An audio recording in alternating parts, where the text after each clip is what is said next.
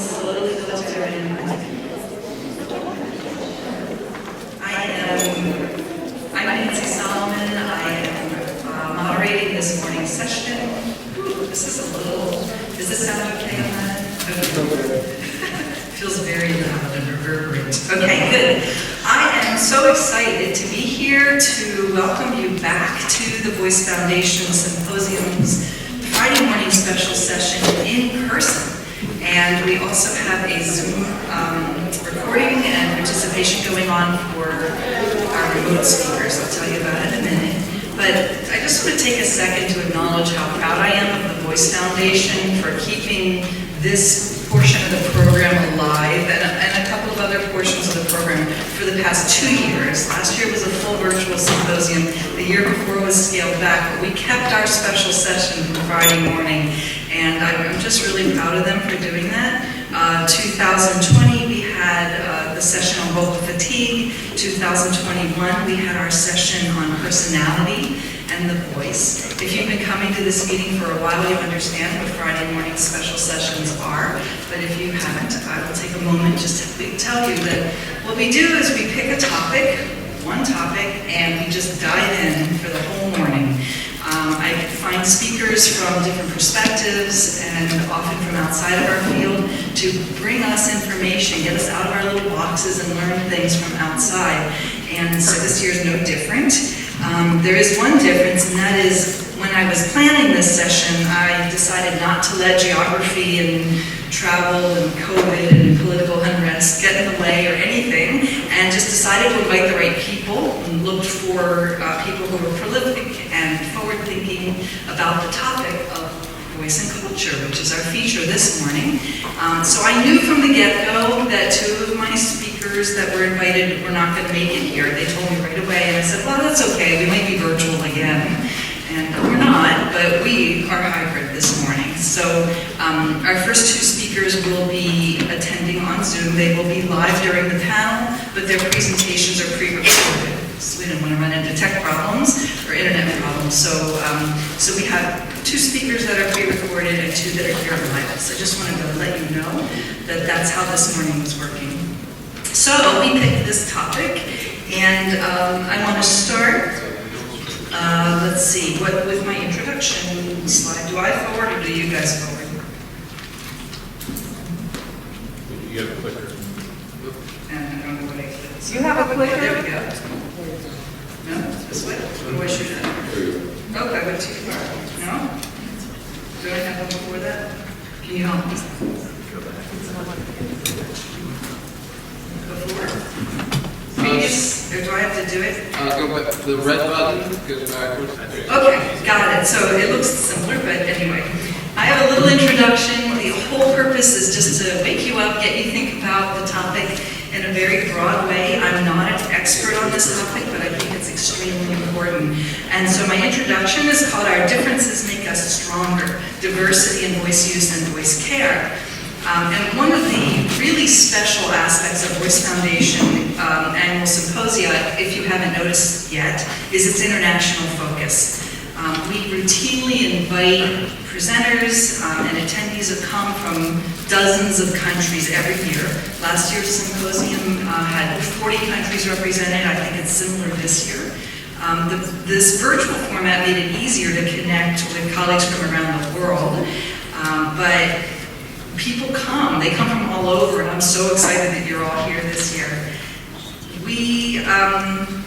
Let's see, so what we're talking about. We are talking about culture, and why? Why is this a topic for this year? Well, I think it's pretty clear that our world is undergoing multiple cultural revolutions, and awareness and acceptance of cultural and ethnic disparities are critical to humankind. Theater and the arts have always been a healing force that are the mark of a civilized society. Theater is cathartic, especially when it reflects life with all of its diversity and struggles. Singing has a positive impact on mental health, on quality of life. Voices convey important messages during peaceful protests, impassioned speeches, and civil debates. Each of our voices is unique and deserves to be heard and nurtured. as we heard Dr. Tietze speak about so eloquently yesterday, that debate and protest and discussion and communication are so critical. As medical, clinical, and artistic professionals, we care deeply about the use of the voice, but do we understand the need for cultural competence when working with people from cultures different than our own? What do we need to know to respect the person belonging to the voice? Can we honor their cultural needs and desires, even if they conflict with our own best clinical advice? These are the sorts of issues and questions that we hope to address this morning. So we have a diverse and interesting group of presentations this morning, followed by a 1-hour panel discussion. Save your questions for the panel discussion. The speakers won't be taking questions after each talk, so jot them down. We'll begin with Dr. Abdul Latif Hamdan. He will be presenting his talk on traits of civilization and voice disorders. Professor Petri Lalka is next with expression and perception of emotions in the voice across cultures. We will then have a coffee break, a half-hour coffee break. Please visit our exhibitors. And return promptly at 10 o'clock to hear Professor Mara Belout discuss assessment of voice disorders in a multicultural world. And then we will wrap up with Ms. Mariah Merton, who will talk to us about addressing cultural disparities in voice research and care, framing future directions. So I will introduce each speaker in turn, and let me just begin now by introducing Abdul Latif Hamdan. So many of you know Dr. Hamdan. He's been coming to this meeting for years, and he sends his regrets for not being here in person this year. He and his wife are in Montreal, where their twin sons are graduating. So even though he's in Beirut normally, he's in Montreal right now. So Dr. Hamdan is a professor in the Department of Otolaryngology and Neck Surgery, and the head of the Division of Laryngology at the American University of Beirut, Lebanon. His bachelor's degree is in mathematics. He has medical degree and residencies in general surgery and otolaryngology from the American University, Beirut. And he did his fellowship in otolaryngology at Vanderbilt University in Nashville, Tennessee. Always a student, Dr. Hamdan has 3 master's degrees in business administration, hospital administration, and health management. He founded the first medical center to specialize in voice and swallowing disorders in the Middle East. He is a prolific author of books and research articles, and you may not know, he's also a musical composer. Dr. Hamdan, as I said, will be joining us live on Zoom from Montreal for the panel discussion. But right now, we will sit back, relax, and enjoy his recorded presentation on traits of civilization and voice disorders.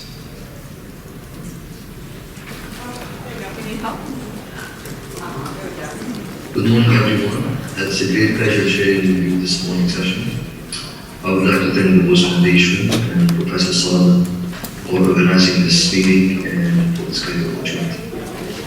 The topic today is impact of traits of civilization and voice, and how this affects our judgment of what's a normal voice and what is the deviant for our voice.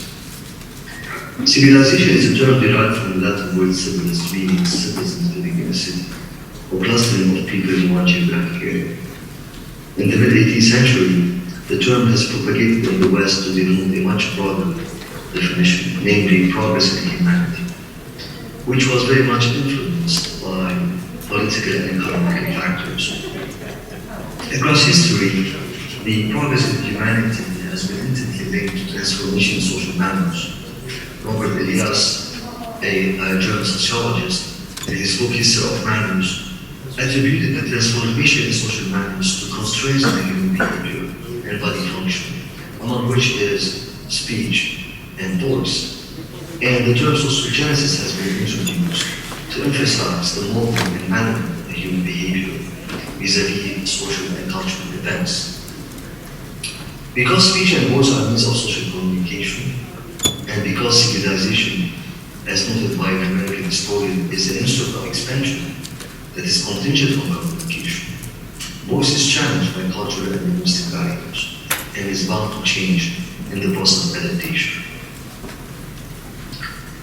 Despite the diversity and differences in civilization across history, there are some common core characteristics to all. And what I'll try to do in the coming 40 minutes is to discuss and review the impact of some of these traits and force, namely culture and language, social class and stratification, urbanization-induced pollution, urbanization-induced stress and mental disorders, the transition in diet, the impact of religious practices on works, and the impact of advancing technology, namely artificial intelligence, on healthcare literacy as well as voice care. Culture is a set of beliefs, behaviors, and rituals that are required in the process of adaptation and integration within a society. And to each culture, there are specific distinctive traits, among which is language and speech. And there's also ample evidence in the literature to indicate that voice also is a cultural trait. And this is best exemplified when we see people of different cultural background and language exhibiting different and distinctive voice characteristics. This has an important clinical connotation because now listeners of different cultural and language background may perceive voice characteristics differently and hence may disagree on the judgment of what is a normal voice and what is a deviant voice. And in fact, in one study it has been shown, for instance, that American listeners would rate a scene answering different than Japanese listeners. In another study it has been shown that Italian listeners are more lenient in rating roughness in comparison to French listeners. This disparity in perceptual evaluation is further supported by differences in acoustic measures on listeners of different cultural and language background. For instance, it has been shown that African Americans have a lower fundamental frequency, lower harmonic frequency ratio, and higher motivation parameters than white Americans. Hispanic children have been shown to have higher fundamental frequency than African American, and reduced speaking variation in comparison to American children. Similarly, Chinese males have been shown to have higher fundamental frequency in comparison to Indian males and African American. So all of this actually leads us to be very cautious of the interpretation of acoustic measures in patients coming with different cultural and language background. This is also substantiated by the fact that bilingual subjects may exhibit different voice characteristics when they speak foreign versus native language. In one study by Altenberg and Ferret had showed that bilingual English Russian females have consistently lower fundamental frequency when they speak English in comparison to Russian. In another study on 24 subjects, 12 native Finnish and 12 English natives, has been shown that shifting from native to foreign language results in more pressed phonation. And in those subjects who had vocal fatigue, there was an increase in voice pitch. Why the variation in voice characteristics in patients with different cultural and language background? Three possible mechanisms. One is variation in patterns of intonation and stress. Second is the distinctive articulatory behavior, which is linked to the phonetic constituents of each language. And third is the variation in dimensions and volumetric measures of the vocal tract. We will know that the vocal tract dictates the position as well as the dispersion of many phonetic frequencies, which in turn reflect our voice timbre and tonality. And studies have shown, like for instance the one by Xuan, and how using acoustic phonetometry that white American have shorter pharyngeal length than African American, and that white and African Americans have smaller mean oral cavity volume than Chinese counterparts. The second impact that I would like to discuss is the impact of social class and certification on voice. We all know that voice is a variable and voice carries a lot of information about the speaker's identity, age, gender, and anthropometric measures, height, weight, chest circumference, and many others. Voice is also commonly used in competitive contexts to gain attractiveness and formidability. It's been shown that women are more attracted to men with low pitch voice and narrow form dispersion, whereas men are more attracted to women with a high pitch voice and wider form dispersion. Voice is also an acoustic indicator of physical strength. In one study, it has been shown that martial art fighters elicit sounds referred to as roars, and that the pitch and tones dispersion of these roars negatively correlates with the physical ability to fight, and hence can be used as a predictor or as an acoustic cue of the fighting ability.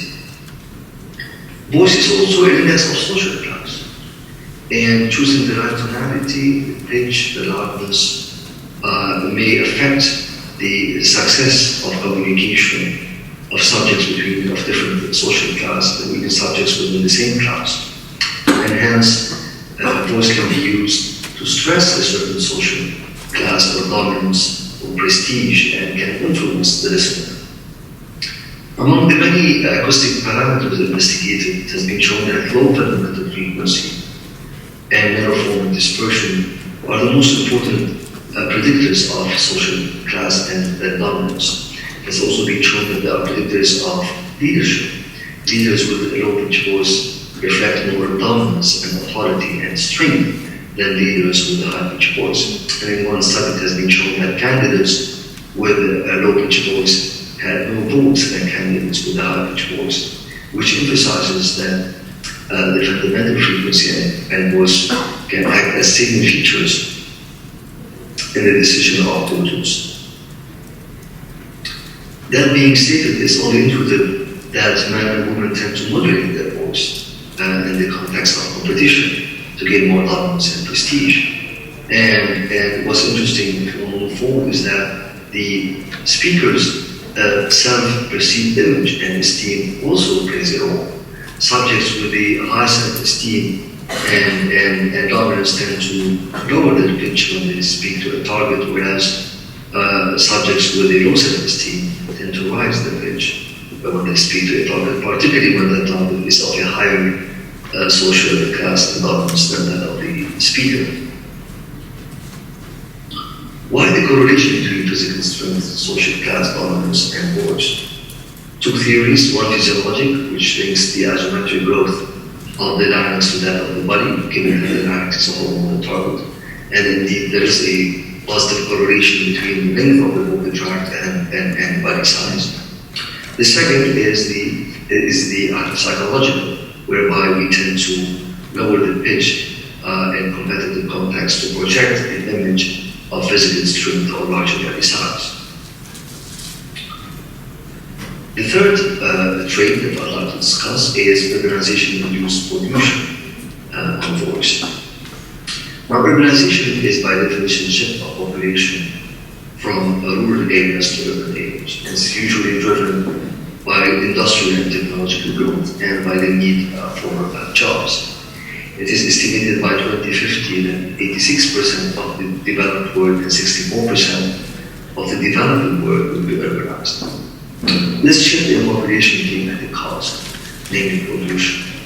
And to put it in layman's term, pollution is making the land, the water, and the air not suitable for use. The most feared form of pollution is air pollution. And according to the US Environmental Protection Agency, there are 6 main air pollutants. These include ozone, particulate matter, nitrogen dioxide, carbon monoxide, sulfur dioxide, and lead. Of course, there are other air pollutants such as formaldehyde, sulfuric acid, flame gas, and many others. Air pollutants affect our health, and recent studies have shown that it also affects voice markedly. And because of the great attention being given to the working environment of occupation voice users, new terms have been described to emphasize the risk of air pollution, namely occupational dysphonia syndrome and vocal ergonomic, which again stress that the work-related risk factors for voice disorders, among which is air pollution. Affected patients or subjects complain obviously of changing voice quality, but also cough, throat clearing, and sometimes irritation in the throat. And these symptoms are due to 2 main factors. One is the direct effect of the air pollutants on our voice box, and the other is the effect on our breathing. And many studies have shown that the exposure of the vocal folds to particulate matters to formaldehyde, to freon gas can result in meningitis and pharyngitis, and those patients exhibit, of course, edema and submucosal edema. And in rare cases, also it can cause dysplasia and histological changes that are precancerous.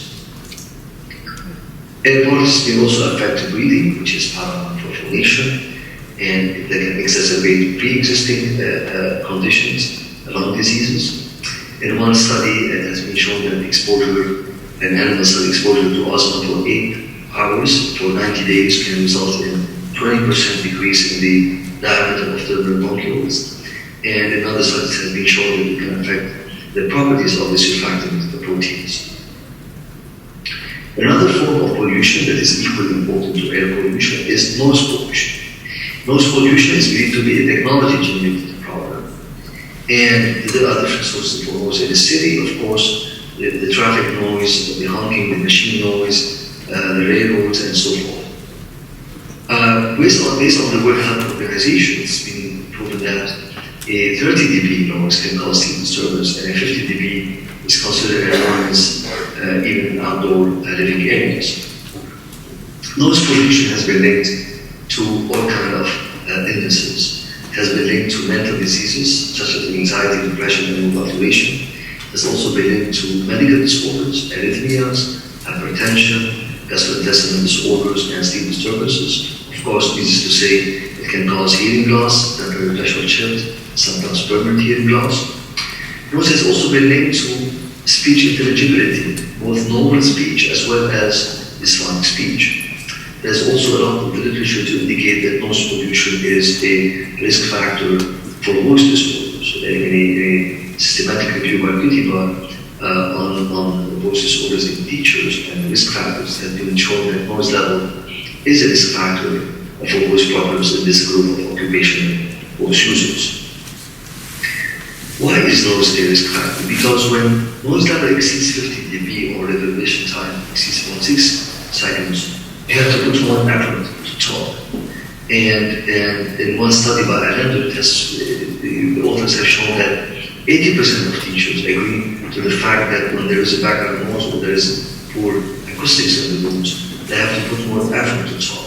And when you put more effort, there is an increase in the intensity and or in the pitch, and sometimes an increase in the phonation time.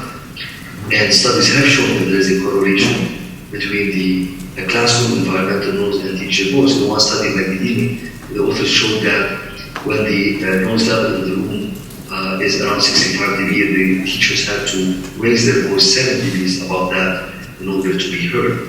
And 90% of those subjects had voice problems. The market has shown that the increase in voice intensity, if you read something loud or at 70 dB, 75 dB loudness for 2 hours, this also can lead to an increase in voice pitch. The fourth trait of civilization that I'd like to discuss is the urbanization-induced stress and mental disorders. Living in a city obviously is stressful, and the stressors can be stratified into two categories: social demographic and environmental stressors. Social demographic stressors include feeling of unsafety, having poor neighborhood connection, not being able to participate in a community. This is surmounted by other factors such as the increase in nuclear families and the scarcity of resources to provide for the members of the family. Environmental stresses include the upsurge in infectious diseases due to the ecological changes, the high rate of pathogen transmission, secondary to urban transport, and the urban design and architecture. A very nice study by Menzel published 2 years ago showed that self-body appreciation and attractiveness is worse if you walk in an urban environment versus a rural environment or walking in nature. So both socio-demographic and environmental stressors act in concert to increase the level of stress. We also know that stress affects our voice, and voice is a reflection of our mental well-being. And it has been shown that jitter in particular and the fundamental frequency are good indicators predictors of stress. In one study by Mendoza published many years ago, 82 students who were asked to perform 4 formulary tasks on different conditions, stressful and non-stressful. The authors have shown that there is an increase in fundamental frequency, jitter, shimmer, and high frequency harmonic ratio. How stress can affect works? Many ways. One is alteration in respiratory pattern, mainly the respiratory rate, the depth of inspiration, as well as the expiratory time. And we all know that lung volume affects the voice onset time as well as the time of phonation. Subjects with a low lung volume tend to have high position larynx and breast phonation, and subjects with a high lung volume tend to have a low position larynx and more of a phonation. Another mechanism by which stress can affect voice is the increase in energy and muscle tension. And it's well known that people who are stressed tend to exhibit abnormal energy and muscle contractions. An example is a patient undergoing telescopic examination. When we introduce a telescope, we tend to observe more supragluteal constriction or high base of tongue and excessive tension. And once we reassure the patient and explain the nature of the exam, there is partial regression or attenuation of this abnormal muscle contractions. Third mechanism by which stress can affect voice is decrease in salivation due to increase in paralytic activity, and we all know that lubrication is extremely important for phonation. A fourth mechanism is oxidative stress. With an increase in oxidative stress, there is an increase in reactive oxygen species and inflammatory markers. And all of this can affect muscle contraction and exhaustion. And given that the larynx is a muscular structure, it is equally affected. Last but not least is foravascular. The studies by Orlikov in 1989 showed that the cardiovascular system accounts for 0.5 to 20% of jitter during sustained bowels. Urbanization has also been linked to mental illnesses.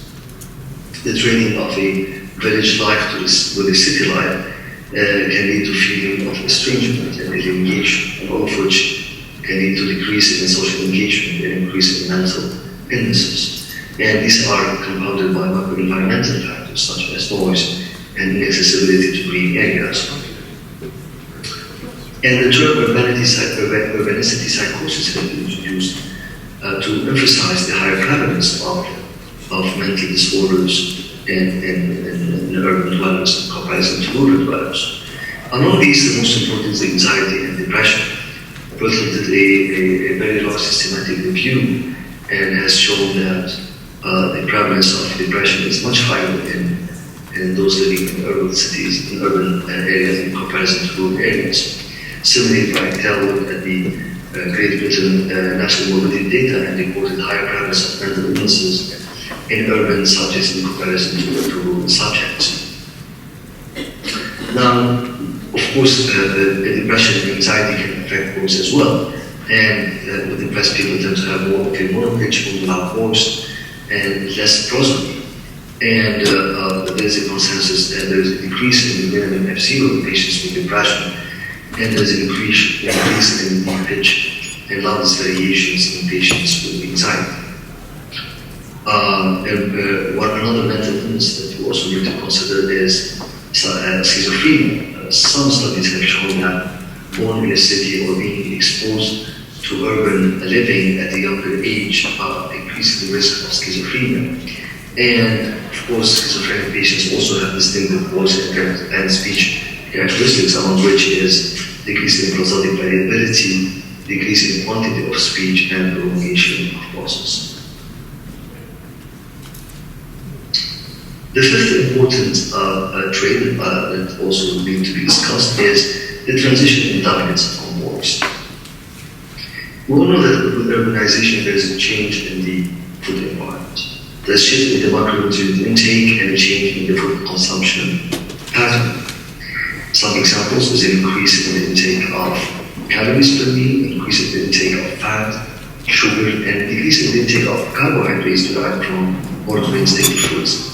There are also studies showing that with urbanization there is an increase in the intake of animal-based foods, increase in the intake of sweeteners, and ultra-processed food. In one study it has been shown that in the US, half a dollar that's being spent on food aspect of items that are consumed away from home. What are the drivers for this transition in diet? There are three. One is affordability to purchase food, mostly in fresh economy areas and countries such as Africa, the Middle East, and Eastern Europe. Second is expansion in the food environment, availability of supermarkets and retail sectors in cities, more so than in rural areas. And third is marketing, which promotes the consumption of ready-made and processed foods. This transition is obviously linked to malnutrition and overnutrition or undernutrition and to metabolic changes that can affect our performance. For instance, body fatigue and decrease in muscle endurance impacts sports, particularly professional bodybuilders who rely on the books to make a living. The metabolic changes also can exacerbate chronic illnesses such as diabetes, reflux disease, and obesity. And in fact, most of the food items highly consumed by urban dwellers are considered highly reflexogenic. In a study by Lucia in 2018, they also showed that the high fat intake, beverages that are high osmolality beverages can result in a decrease in the tonicity of the upper and lower esophageal sphincter, whereas high protein diet does not affect that, does not really cause a decrease of the tonicity. And also that the food items consumed by urban dwellers can cause an increase in acid and pepsin secretion, such as high fat intake.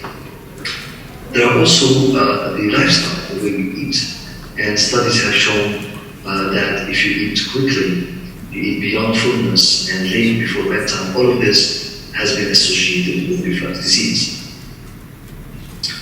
Now, this is commensurate with many studies who have shown that if you change your diet, you can treat reflux disease, and the immune modification is known to be efficacious in almost 50% of patients with NPR.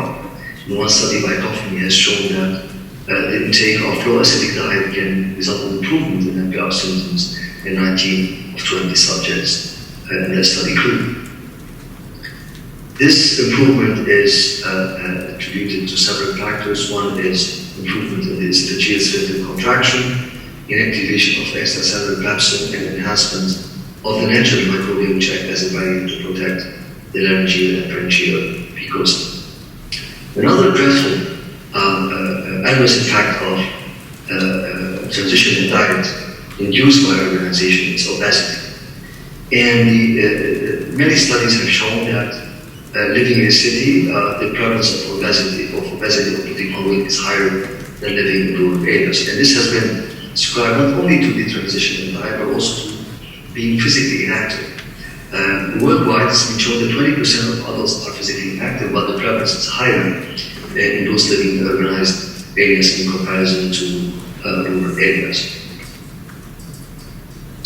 Even though there is no consensus that obese subjects are at a high risk of developing those disorders, but there are many levels in the literature indicating that obese subjects have distinctive voice characteristics, such as voice instability and strangulation, poor voice quality, and vocal fatigue. Why is that? There are many suggested theories, hypotheses. One of them is empirical breathing. Obese subjects tend to have less lung perfusion and compliance, and a decrease in lung capacity, and even the paracontrol of breathing and intonation. This can impact their voice. Exacerbation of reflux, that tend to have lower esophageal sphincter dysfunction, and high risk of having hiatal hernia.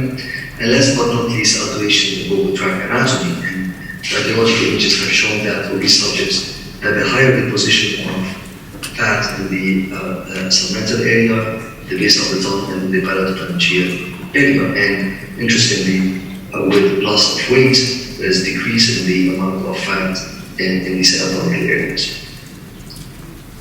The sixth important trait that I would like to discuss is a religious practice and how this can affect voice. Most important which practice can affect the voice is singing and fasting. And this is particularly true in spiritual leaders who are also engaged in other kind of vocal demanding tasks, such as preaching, teaching, and holding worship ceremonies. And actually, the literature over the last decade or two is tilted towards labeling spiritual leaders such as priests and cantors as being professional voice users. And in one study published in 1997 on the US workforce that relied on voice, clergy members were considered as professional voice users. That being stated, similar to other professional voice users, they are at a higher risk of developing those disorders. In one study has been shown that 85% of Slovenian Catholic priests have received those problems. In another study on reform Jewish cantors in the US, it has been shown that 2/3 reported dysphonia. And these voice problems are attributed to environment and work-related factors, and also to health-related risk factors. Among the work-related environments, the most important is the workload. A study by Heidelberg and Symposium has shown that 58% of priests use their voice at least 4 hours a day. The other study by Hapner and Gilman reported that cantors use their voice 45 hours at least per week. In addition to the duration of hours they use, during which the voice is being used, there are also other kind of stresses on voice, namely the modulation of the pitch and loudness while chanting, while singing, and while holding worship ceremonies. The environmental or work-related factors are also surmounted by health-related factors, most important of which is allergy. In the study by Hapner and Gilman, almost 1 out of 2 had a history of allergy. Another study by Simberg has shown that 37% had allergic rhinitis. And allergy, of course, can impact voice by largely irritating the vocal folds, but also by causing postural syndrome that leads to cough and throat clearing, which is quite traumatic, and also by affecting the lower airway. And based on the unified airway concept by Krauss, the respiratory system acts as a unified system when integrated, where if you stimulate one side, you can have a similar response at another side. Of course, reflux disease is the second health-related risk factors, and almost 1 out of 3 spiritual leaders have been investigated and have a history of reflux symptoms or reflux disease. And of course, with reflux is the main culprit in dysphonia and bone function, as well as patients with structural voice disorders. The second important religious practice that impacts voice is fasting. And fasting is practiced across all religion in different forms, ranging from complete abstinence from food and water intake to being abstaining from the intake of certain food items, to practically limiting the items and giving up different foods. Now, fasting that entails water deprivation, abstinence from water intake, is what is it's of interest to us as voice care professionals, and for basic voice care people, physicians as speech pathologists. And this has been practiced mainly in Yom Kippur, which lasts 24 to 25 hours, and in Ramadan, which abstinence from water intake can last for at least 16 hours, depending on the geographic area. And with the abstinence from water intake, there is dehydration, there is fluid loss, and that can amount up to 1 liter during the day. There are only a couple of studies on the impact of fasting on voice, and both have shown that with fasting, there is an increase in the prevalence of voice fatigue and deepening of the voice. And in the study on females, 23 out of 28 had to put more effort to talk, and in male subjects, almost 50% also had to put more effort to talk. How does fasting affect voice? There are 3 ways. One is dehydration. And it's well known that dehydration can adversely impact water production. Bedouin has demonstrated that on 12 subjects that dehydration for 4 hours can result in increasing PTP, particularly at high pitch, and increasing fluoride effort. GN has shown that if you expose the canine larynx to dry desiccated air, this can increase the PTP and increase the airflow. Solomon has shown that patients who are dehydrated, if they drink water, you can attenuate the increase in PTP.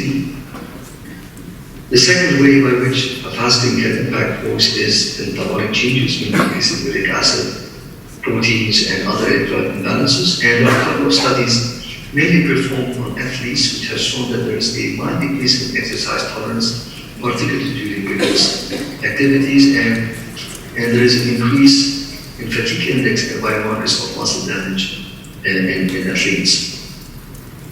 The third mechanism is the impact on cardiorespiratory changes, and the studies have shown, Ramadan has shown that following heavy aerobic exercise, there's a mild less than 5% decrease in the ventilatory and heart rate response. And other studies have shown that there is a decrease in maximum oxygen concentration in fasting subjects. The last trait that I would like to discuss is the impact of technology and artificial intelligence on healthcare and in particular on voice care. Now, data analytics is by definition the collection of algorithms that help us flow the data and make it more meaningful in order to take actions. Artificial intelligence relies on data analytics and uses the algorithms to feed the input and improve the performance, enhance the accuracy and make better predictions. Artificial intelligence have been shown to enhance healthcare literacy. The end user patients have better access to healthcare information and can navigate safely in the realm of healthcare knowledge. It has also improved healthcare provision by improving the workflow of information across between physicians and institutions. It has also helped foster medications adherence and has reduced the healthcare costs, which is a major issue in many countries. It has also improved disease surveillance and treatment. The application of artificial intelligence has spread remarkably in different disciplines, on which is healthcare and medicine. And many studies have shown that the use of deep neural network, for instance, has improved prediction in assessing pathological, neurological, and physical findings. It has also helped reduce the level of medical errors and increase the accuracy of diagnosis, reaching up to 95%. The readiness level using artificial intelligence is markedly improving and increasing in knowledge. There are a few studies that are mainly on images. One of them is using the artificial neural network. An application has been devised to use the hue and the pattern of patients with LPR to diagnose LPR. It's been shown that to have an accuracy of 80%. In another study using CNN, it has been shown that this application was able to classify benign vocal lesions with an accuracy of 89%, and has been able to differentiate pre-malignant and malignant lesions in close to 93% of the cases. CNN models have also been used by other authors with the sensitivity ranging between 89 to 93%, and trying again to differentiate various types of vocal pathologies.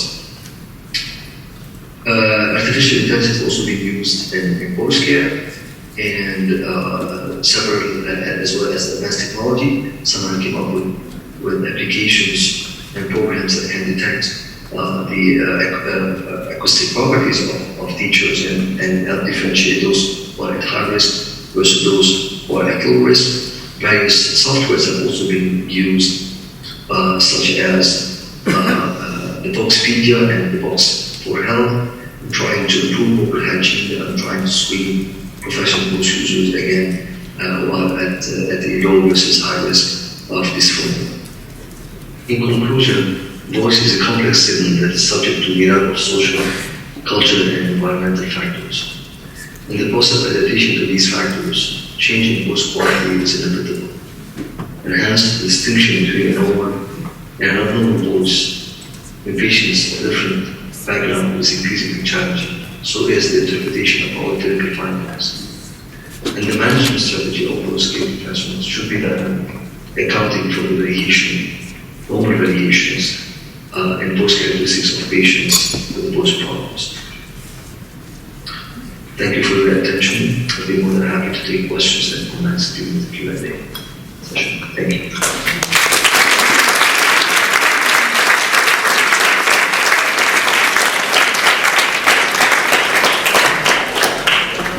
Thank you, Dr. Hamdan, for this amazing overview of topics. You can see why we started the session with this, so you could really understand the breadth.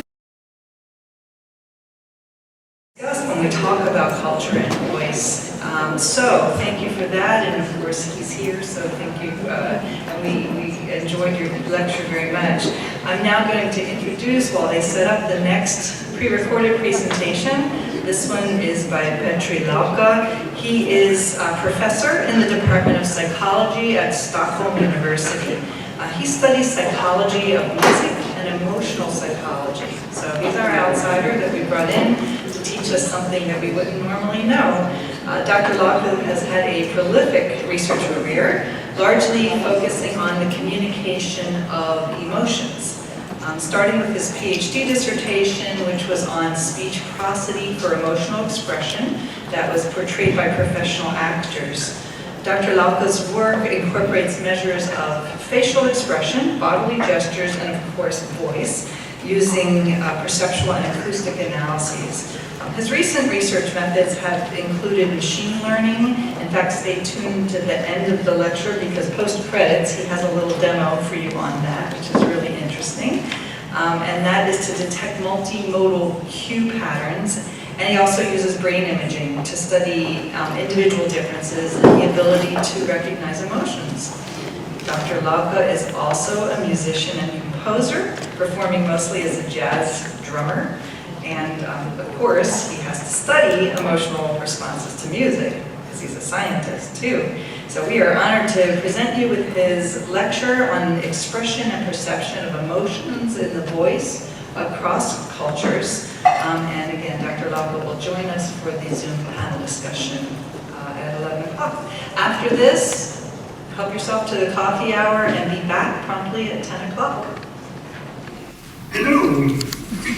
Thank you so much for inviting me. It's an honor and a pleasure to be here. And I really appreciate the hybrid format of this conference, which allows me to be here without physically being here. So today's topic, or the topic of my talk here, is expression and perception of emotion in the voice from a cross-cultural perspective. So it's not about what you say, but how you say it. Research on emotional expression has a long tradition in psychology mainly, and it has pondered to what extent these emotional expressions are universal versus to what extent they are culturally specific.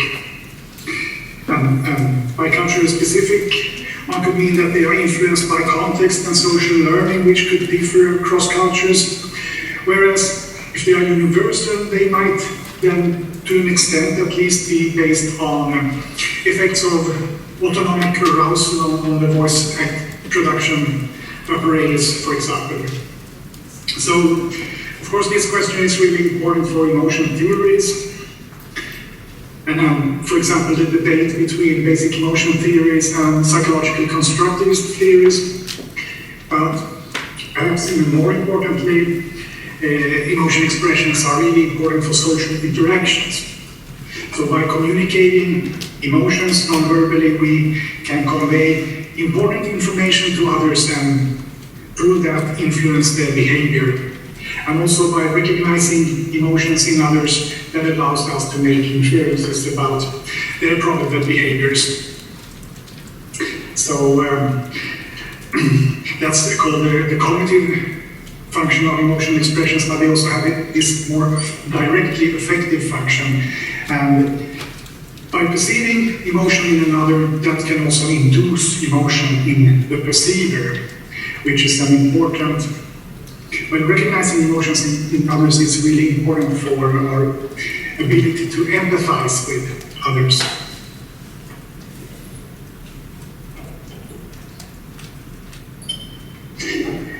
Most past cross-cultural research has focused on facial expressions, but today we're going to talk about vocal expressions. So whenever we speak, we do not only convey the content that's in the words, but we also express these emotions non-verbally through the voice. And these vocal expressions can come in two forms. They could be embedded in speech, so speech prosody basically. It could sound something like this.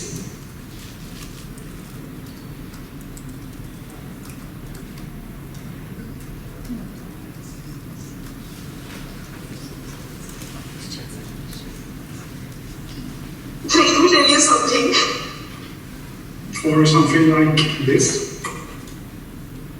That's exactly what happened.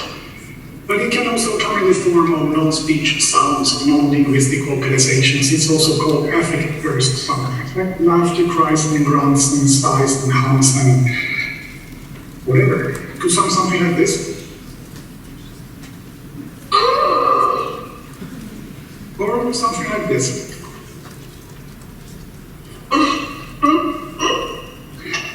Okay. So in today's talk, I will first present results from a meta-analysis of cross-cultural vocal emotional recognition. And as a spoiler, I can already now tell you that there is some evidence for basic universality, and there's also some evidence for some cultural specificity.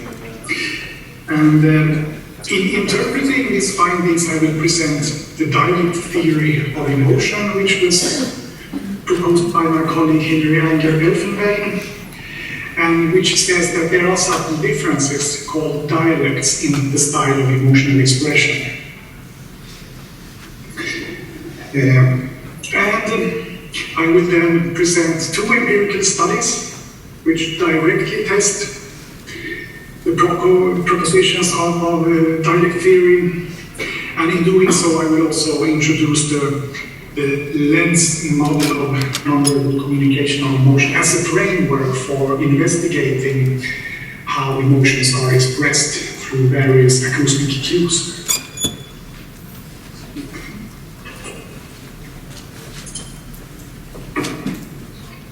So, in the recent meta-analysis published last year in Emotion Review, we included data from 37 cross-cultural studies, and these studies in total included speakers or expressors from 26 different cultural groups, and perceivers from an even larger number of cultures, 44 different cultures.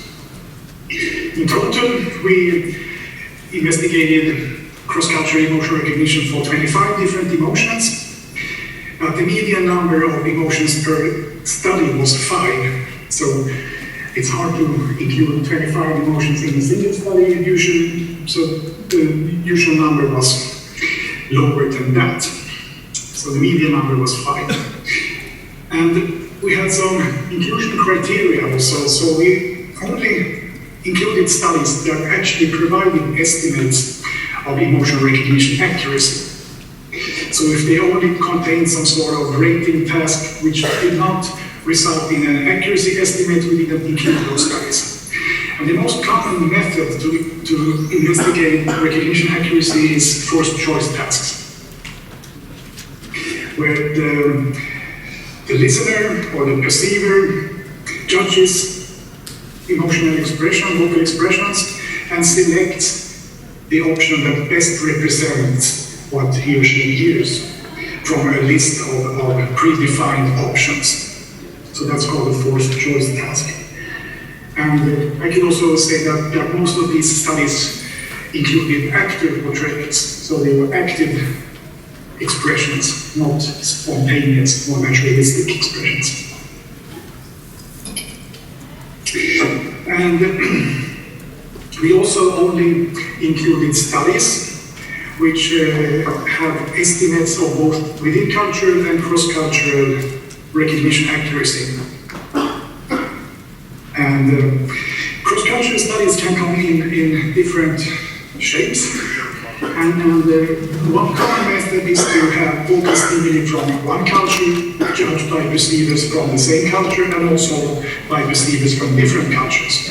So that design we call many one design.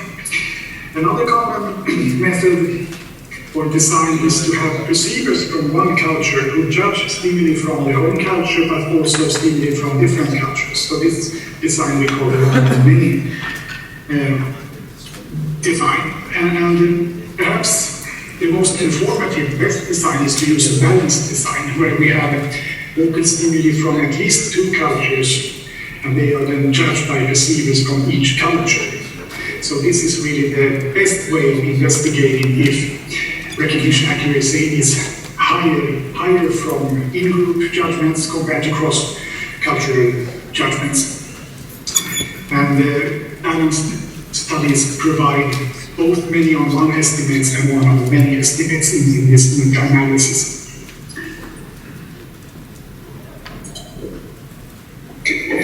So first I need to explain how we operationalized recognition accuracy, because different studies have different numbers of response options in the forced choice tasks, because they investigated recognition of a different number of emotions. So it's not possible to compare recognition rates directly between studies. So we first transformed the raw recognition rates into what's called the proportion index, which was proposed by Rosenthal and Rubin back in 1989. So the PI, or the proportion index, transforms accuracy scores that involve any number of response options into a scale of dichotomous choice, that is just two response options. So it basically converts accuracy scores to the proportion of the correct responses that would have been made if there had been only two response options. So 0.5 represents chance performance, and 1 represents perfect recognition. And in this figure here we can see that this is the within cultural condition and this is the cross-cultural condition. So within cultural accuracy was higher than cross-cultural accuracy, but both were quite high. And also cross-cultural accuracy was much higher than chance. So we did observe in-group advantage, whereby people are accurate in cross-cultural judgments, but they are even more accurate in within-cultural judgments.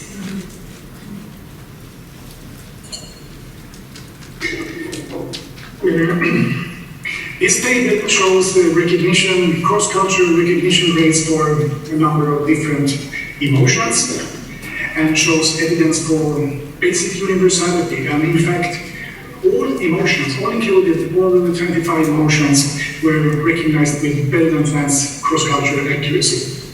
Of course, recognition rates varied across emotions, and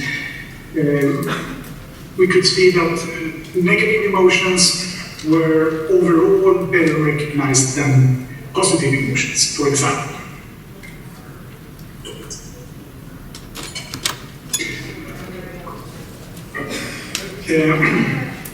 We also wanted to see if emotional recognition rates vary as a function of cultural distance.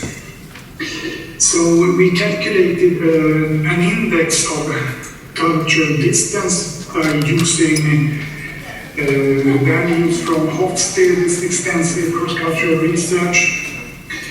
And we used 4 of the Hofstede dimensions: power, distance, individualism, masculinity, and uncertainty avoidance. And we calculated the Euclidean distance between each culture pairs in a 4-dimensional space using cluster analysis. So we got this measure of the cultural distance between each pair in the meta-analysis. And what we could observe here was that cultural distance was negatively correlated with overall recognition accuracy, but also negatively correlated with cross-cultural recognition accuracy. So the larger the cultural distance, the worse recognition gets. And we observed the same results basically when we correlated the cultural distance with in-group advantage. But here, of course, the correlations were positive. So cultural distance was positively correlated with many on one in-group advantage, but also 1 on many in-group advantage, although this was fairly significant. So as a whole, these correlations suggest that emotional recognition accuracy decreases and in-group advantage increases as cultural distance between expressor and receiver increases.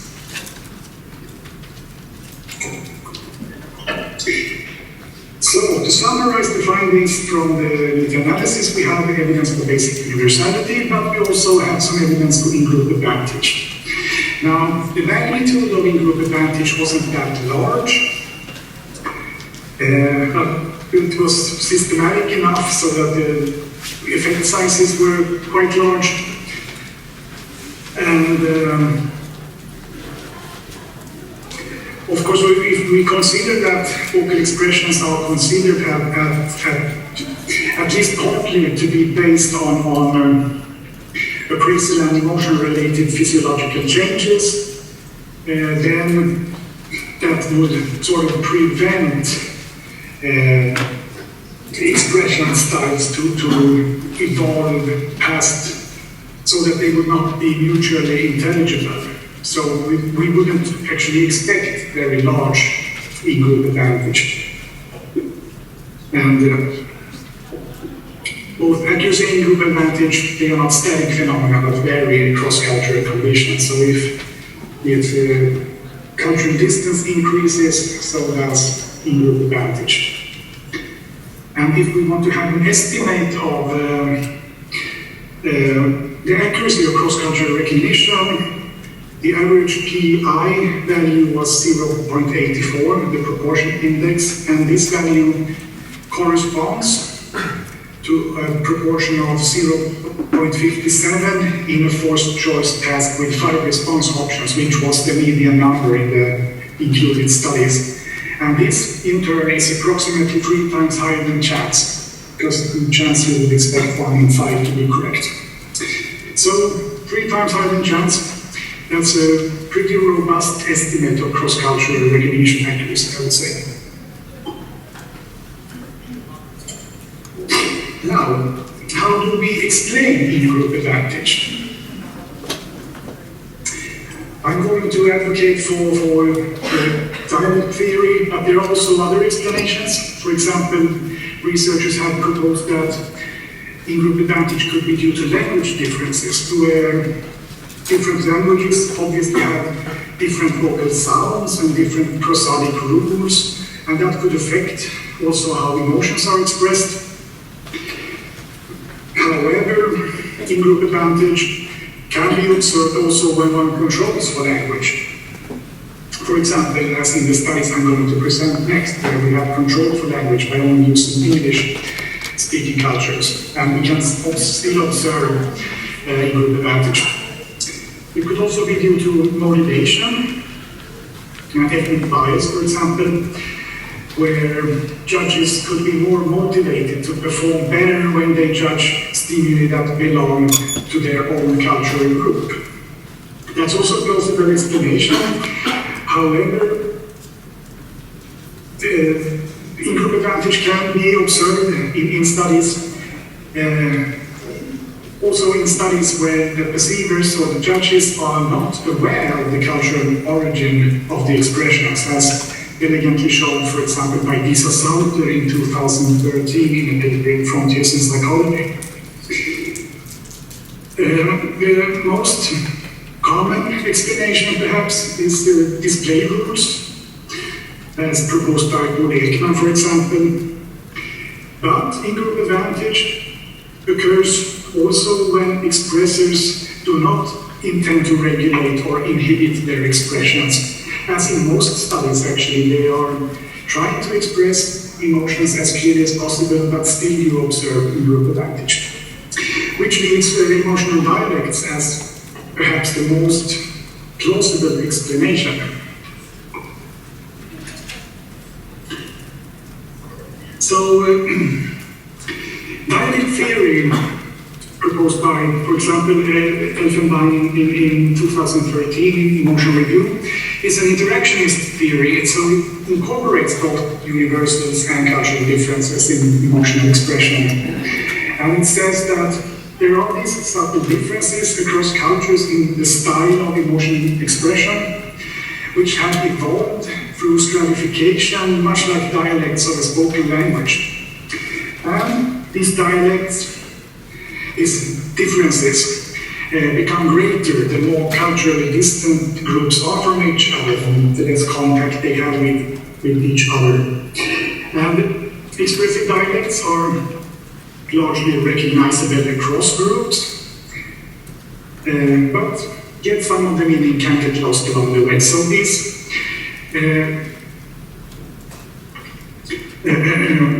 sort of is very much in line with the findings from the meta-analysis that I just presented. And in fact, we designed the meta-analysis to test these hypotheses based on dialect theory. So I'm going a bit backwards here in my presentation.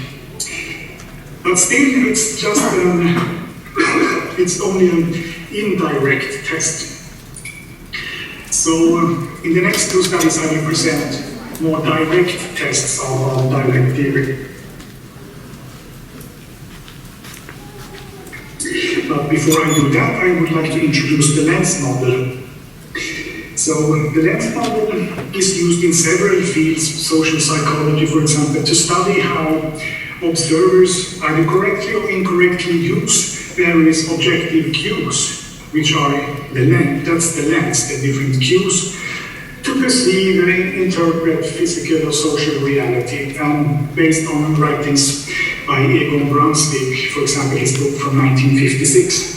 It has become a really influential framework in which to study vocal expression based on studies by Klaus Scherer, for example.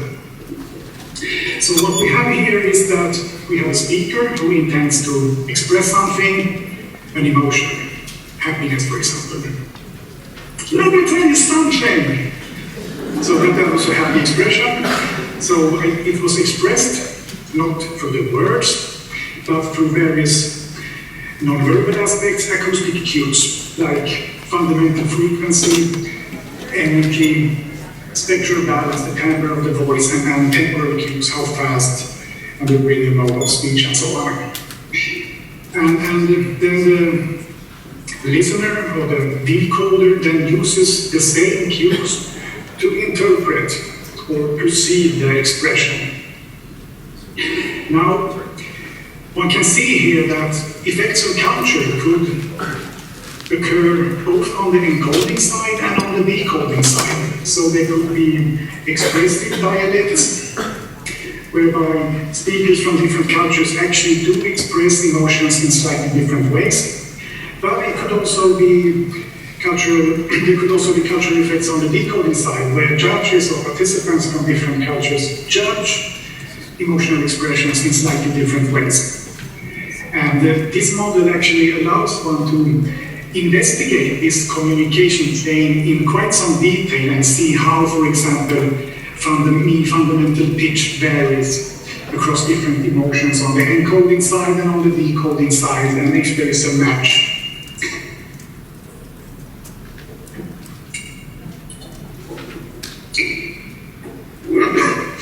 Now that we have introduced the lens model, we can take another look at dialectic theory. So dialectic theory actually proposes that differences in the cultural style of expressing emotions, that is, emotional dialects, map onto differences in the style of judging emotions. So it's both on the encoding and decoding side from the lens. And together these differences then create the phenomenon of in-group advantage. And the greater the match between expression and perception styles, the greater the accuracy of communication. So this is what we are trying to test in the next two studies that I'm going to present. The first of these studies was published in 2016 in JPSP, where we tested dialectic theory in a three-step process. So first we performed systematic measurements of physical expression cues, that is acoustic cues, across cultures on the expression side of the lens to see how various acoustic cues differ between emotions and if there is an emotion times culture interaction, so if there is this interaction. And we also perform cross-cultural emotion recognition studies with the balanced design, so investigate also the perception side of the lens. And finally, we integrated expression and perception in a lens model analysis and try to see if the match between expressive styles and perceptive styles was greater within cultural conditions compared to cross-cultural conditions.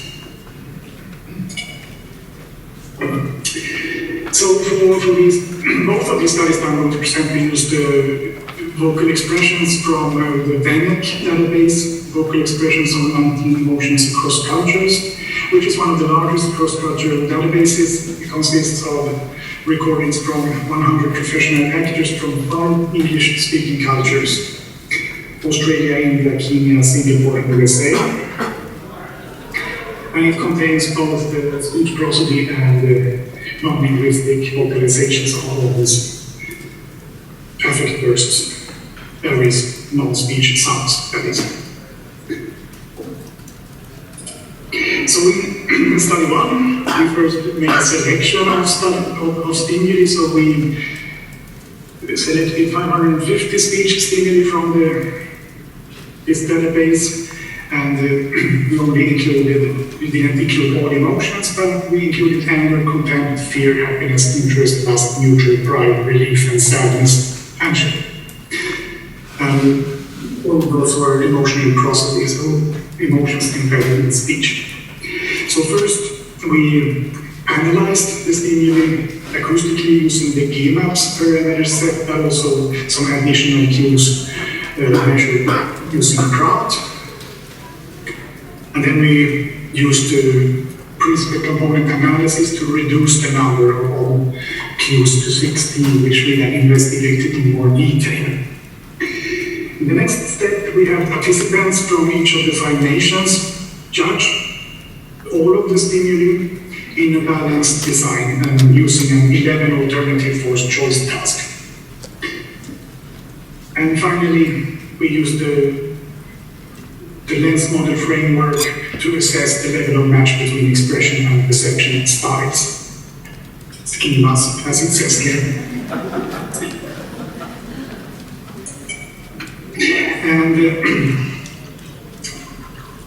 I have been told that I don't have to spend too much time explaining acoustic cues, but I could mention that they could be divided into cues having to do with the frequency.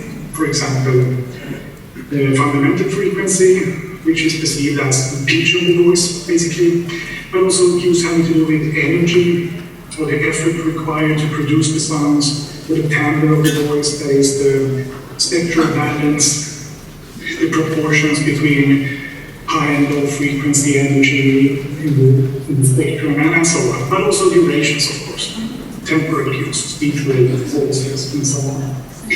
So we have these 4 different basic classes of acoustic cues.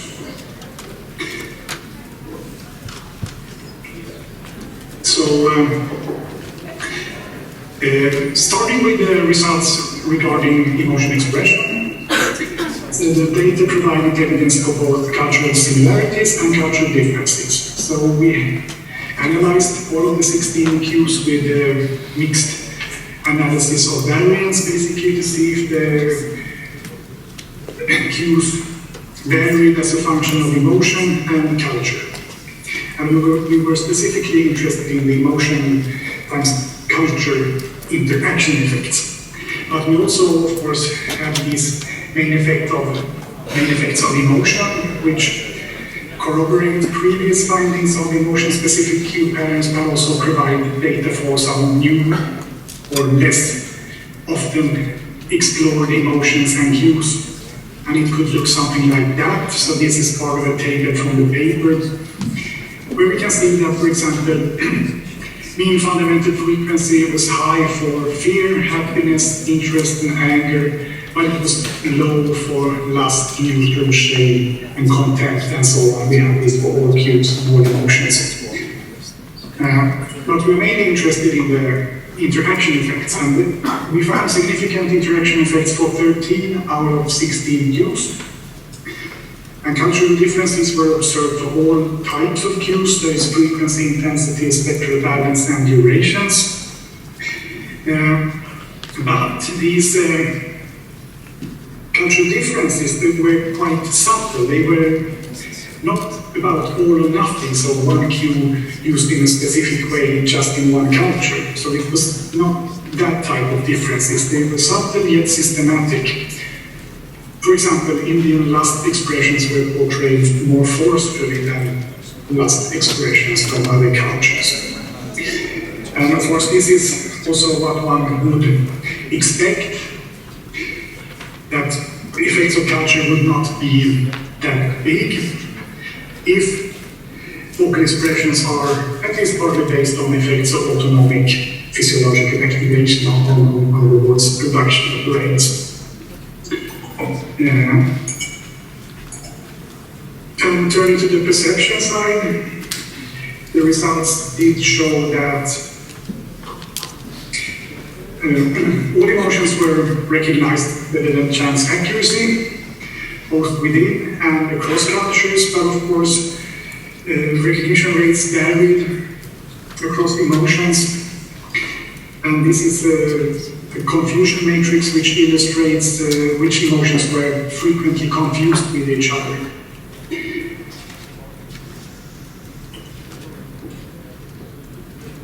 So, for example, lust was rarely confused with any other emotion, whereas there was some confusion between anger and contempt, for example.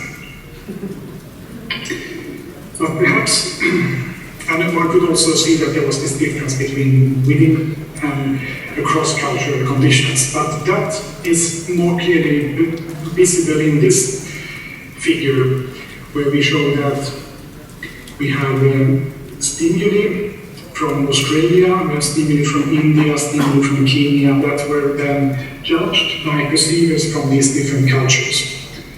So we can see that there is that stimuli from Kenya overall had lower recognition rates than, for example, stimuli from the US, but Kenyan perceivers performed best for Kenyan stimuli. Indian participants performed best for Indian stimuli, and Australian participants performed best for Australian stimuli, and so on. So there was clear evidence for in-group advantage. There wasn't much difference between how Australian and American participants performed for recordings from the US, but then again, there isn't that large differences in terms of these cultural dimensions, for example, between USA and Australia. So this also illustrates the importance of using balanced design when studying in-group advantage, because then one can still clearly see in-group advantage even though there are these main effects of culture. So we can study in-group advantage has the interaction effect, basically. So, to summarize the perception results, we have evidence for basic universality and in-group advantage. And in-group advantage varied as a function of emotion. So I won't go into that much detail on that.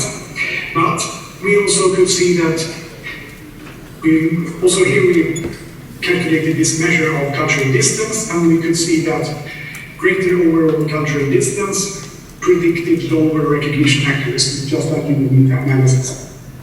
But the meta-analysis, of course, has much more power to investigate this issue because it's hard to design a large enough study to actually investigate this question in one single study. And finally, we look at the results from the lens model analysis. So here we calculated two correlation coefficients for each acoustic cue, both on the perception side of the lens and on the expression side of the lens and on the perception side of the lens. And then we correlated these cue patterns. So basically we calculated for each acoustic cue the correlation between intended emotion and the cue, so that this is the validity correlations, and then we also calculated the correlations between judgment and cue, that's the utilization correlations. Then we get the list with the validity correlations, and we get the list with the utilization correlations, and then we correlate these two lists. And that's the lens model analysis basically, and we saw that the correlation between cue validity and cue utilization was higher in group conditions compared to out-group conditions as hypothesized. So there was this better match between the expression and perception styles when expressors and perceivers share the same cultural background. So this sort of supports the dialect theory. So as predicted by dialect theory, we observe these both cultural similarities and differences in fundamental acoustic properties, but we also have a substantial cross-cultural recognition, which indicates a degree of basic universality, but we also have this in-group advantage. And in-group judgments show the greater match between the pattern of emitting cues and the pattern of judgment. So basically, as these results provide evidence for the dialect theory, and we have similar results also concerning musically expressed emotions in a different study. So in the final study I want to present here, we instead use machine learning classification experiments to avoid any suspicion that in-group advantage could be based on human ethnic bias. So we asked if familiarity with expression style would lead to in-group advantage.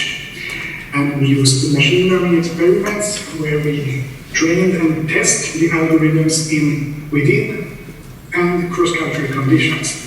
So if emotions can be accurately classified in cross-cultural conditions, this would suggest this basic universality in acoustic patterns.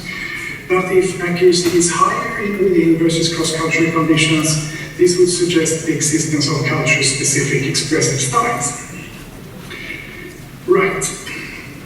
And we used stimuli from the VANAC, database again, and performed support vector machine classification based on 30 acoustic cues measured by crowd. So this was performed in pre-GAIN-UPS times.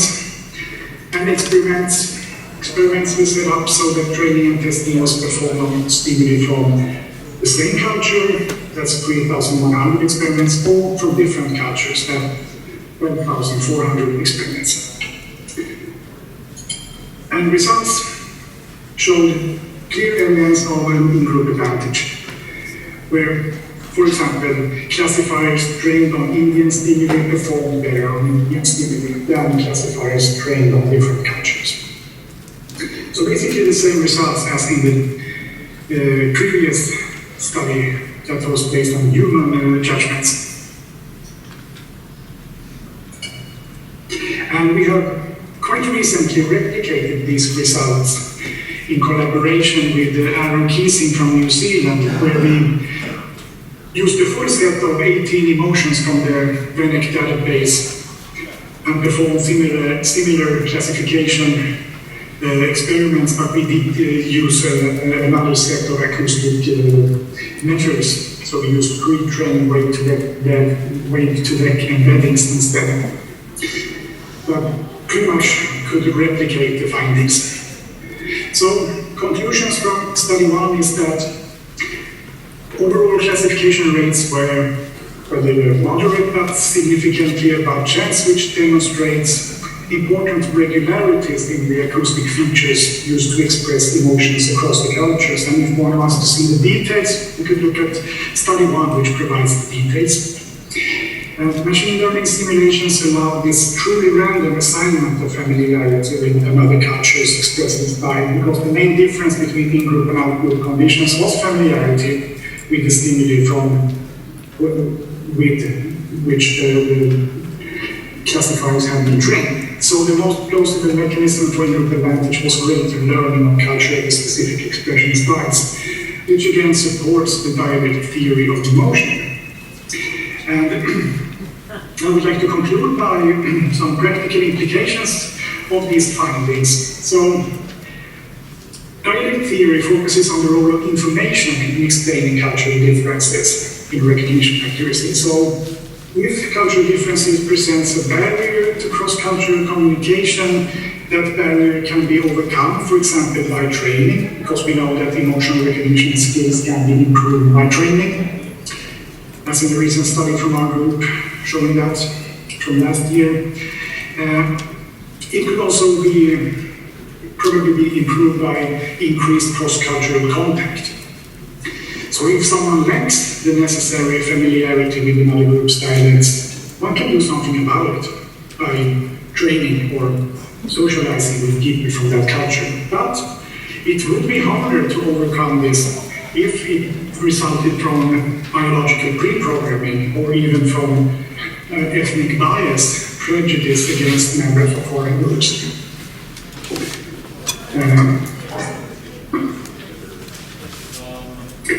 So,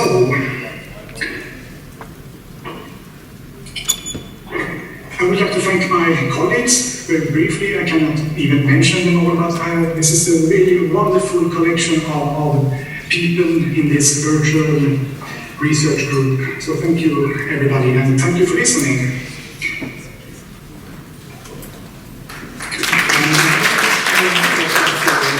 I will be done, but I'm not quite done yet. Here, but I haven't really played that many examples of what emotions in the voice sound like. I would like to conclude by doing that. And we do that by presenting this study by Alan Cowan and colleagues that was published in American Psychologists, which really shows that the voice is such a rich medium for emotional expression. And here we have non-linguistic vocalization studies on speech sounds that were used, that were judged using various methods and analyzed using big data methods such as canonical correlations. So I won't go into the details of that, but results imply that 24 different emotions could be identified and distinguished. And this article visualizes these 24-dimensional semantic space in an interactive map that you have the link in the paper, but you can also go to alancowan.com and you can find this map that I will show you right now.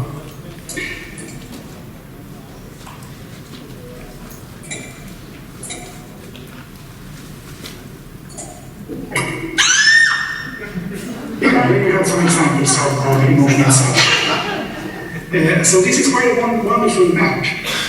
And just to give you some examples of how rich the voice is in expressing emotions. So we can have, for example, here we have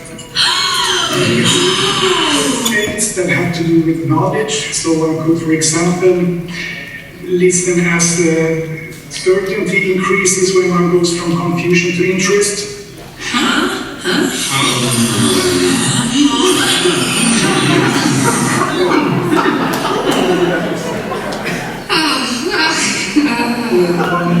From amusement to embarrassment.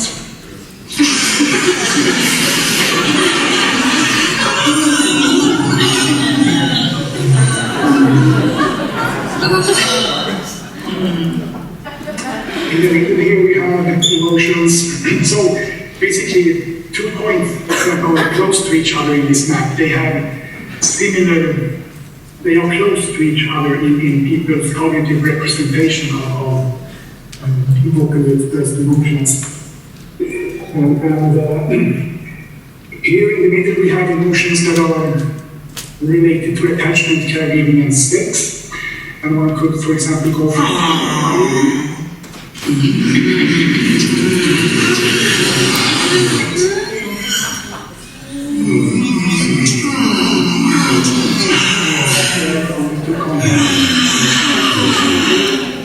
This could tell you quite a lot about human social interactions, but I don't have time to show more examples, but please look into this map in your spare time. You can find it at alancowan.com or in the American Psychologist paper. You can also find the link. So I will leave you now, and it's been a pleasure to talk to you, and I really enjoyed it. And I will leave you with a sigh of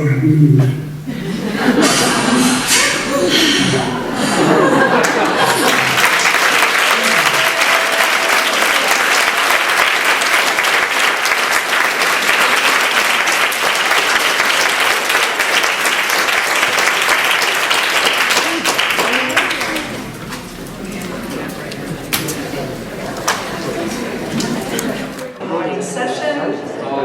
I will begin by introducing the speaker, next speaker, who many of you know, so if you're just walking in, it's okay. So the next speaker is Mara Balau. She is a professor in human communication disorders at, I'm going to butcher this, Universidad Federal, something like that, and a speech language pathologist in Sao Paulo, Brazil. She's also an affiliate professor at Inspire University, where she teaches communication for business and interpersonal relationships. There are other things too, but I had to shorten it. Dr. Balau is the director of the oldest speech pathology program specializing in voice in Brazil, where she also coordinates a one-year graduate program for voice-related professionals of all types. She's been president of the Brazilian Society of Laryngology and Voice, Brazilian Association of Speech Language Pathology and Audiology, and an International Association of Logopedics and Phoniatrics. She was recognized as a fellow and received a certificate of recognition for outstanding contributions and international achievements from the American Speech Language Hearing Association. Balau is widely published, both with books and research articles, I'm sure you know. She has been involved in the Voice Foundation for more than 30 years, just like me. Didn't we agree our first Voice Foundation was the same year? Yeah, Dr. Balau is here to present her talk on assessment of voice disorders in a multicultural world.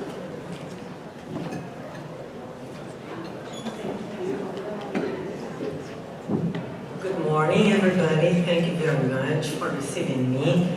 And I would like to acknowledge the beautiful work that Dr. Solomon has been doing for almost 20 years. So, the agenda for my presentation is this one: dimensions of culture, cultural context and communication, and voice aspects and culture. So let's start with dimensions of culture. And I decided to use as a cultural concept the concept of Hofstede, that is the same author Professor Petrilaka used. And national culture is the collective programming of the mind, distinguishing the members of one group or category of people from others. Dr. Solomon is showing 28 minutes. Okay, so back to my 40 minutes. Back. I cannot get nervous in English. This doesn't work. Okay.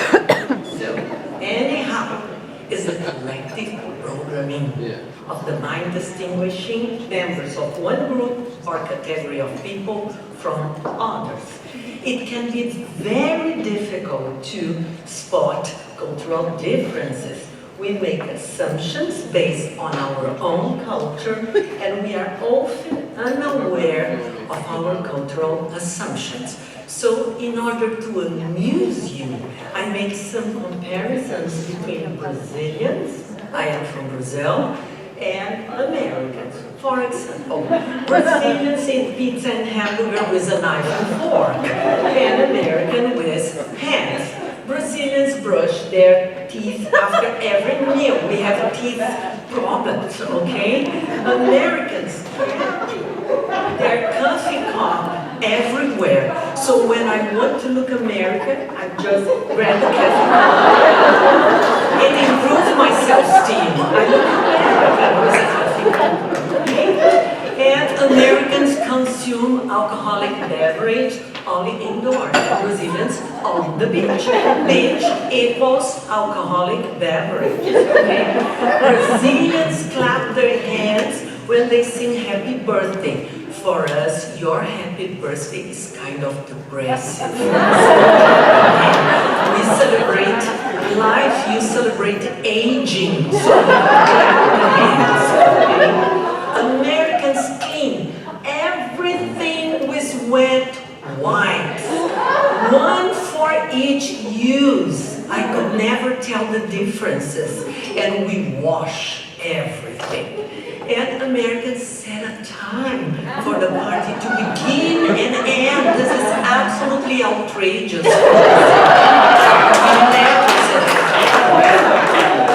And tips are not mandatory in Brazil. And Brazilians buy everything in installments, even at Tiffany's. The only one Tiffany's that you can buy a jewelry and pay installments is in Brazil. So we cannot spot cultural differences unless someone points that to us. And Brazilians interrupt others when they speak, and Americans wait. And Brazilians kiss and hug. I try to avoid this in Philadelphia, but I cannot refrain myself. And Americans, they keep a decent distance. And Brazilians answer to, how are you doing? With phrases and explanations. And we drive American nuts when we try to explain how are we doing. And Brazilians, they call people by their first name and not their last name, preceded by their title. So is Dr. Nancy, is Dr. Abdu, is Professor Robert, or Professor Bob, which is kind of cute. So I think it's very good. So now getting serious, back on track. Gert Hofstede, that was an IBM engineer and a Dutch psychologist, has a theory on cultural dimension that was actually used by Petrilaka in his presentation. And there are 6 types of preferences for one state of affair over another. And culture can only be used meaningfully by comparison. So let's try to understand that. The first one dimension is the power distance index, how a society handles inequalities among people. A larger power distance, such as in Brazil, we accept hierarchy like a natural fact of life. And this is very different than the US, where you equalize the distribution of power. So if you are a powerful person in Brazil, you don't have to explain yourself. It's just natural, recognized. The second one dimension is individualism versus collectivism, is the degree in which a society maintains the relationship among its members. An individualist society such as the US, the person take care only for themselves and the immediate family. A collectivist society such as Mexico, individuals take care of the whole in-group, and the in-group is a large in-group, okay? So, the third one dimension is masculinity versus femininity.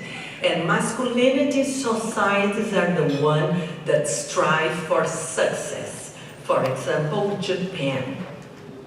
And femininity society are the ones that the preference is for cooperation, quality of life. For example, Mexico.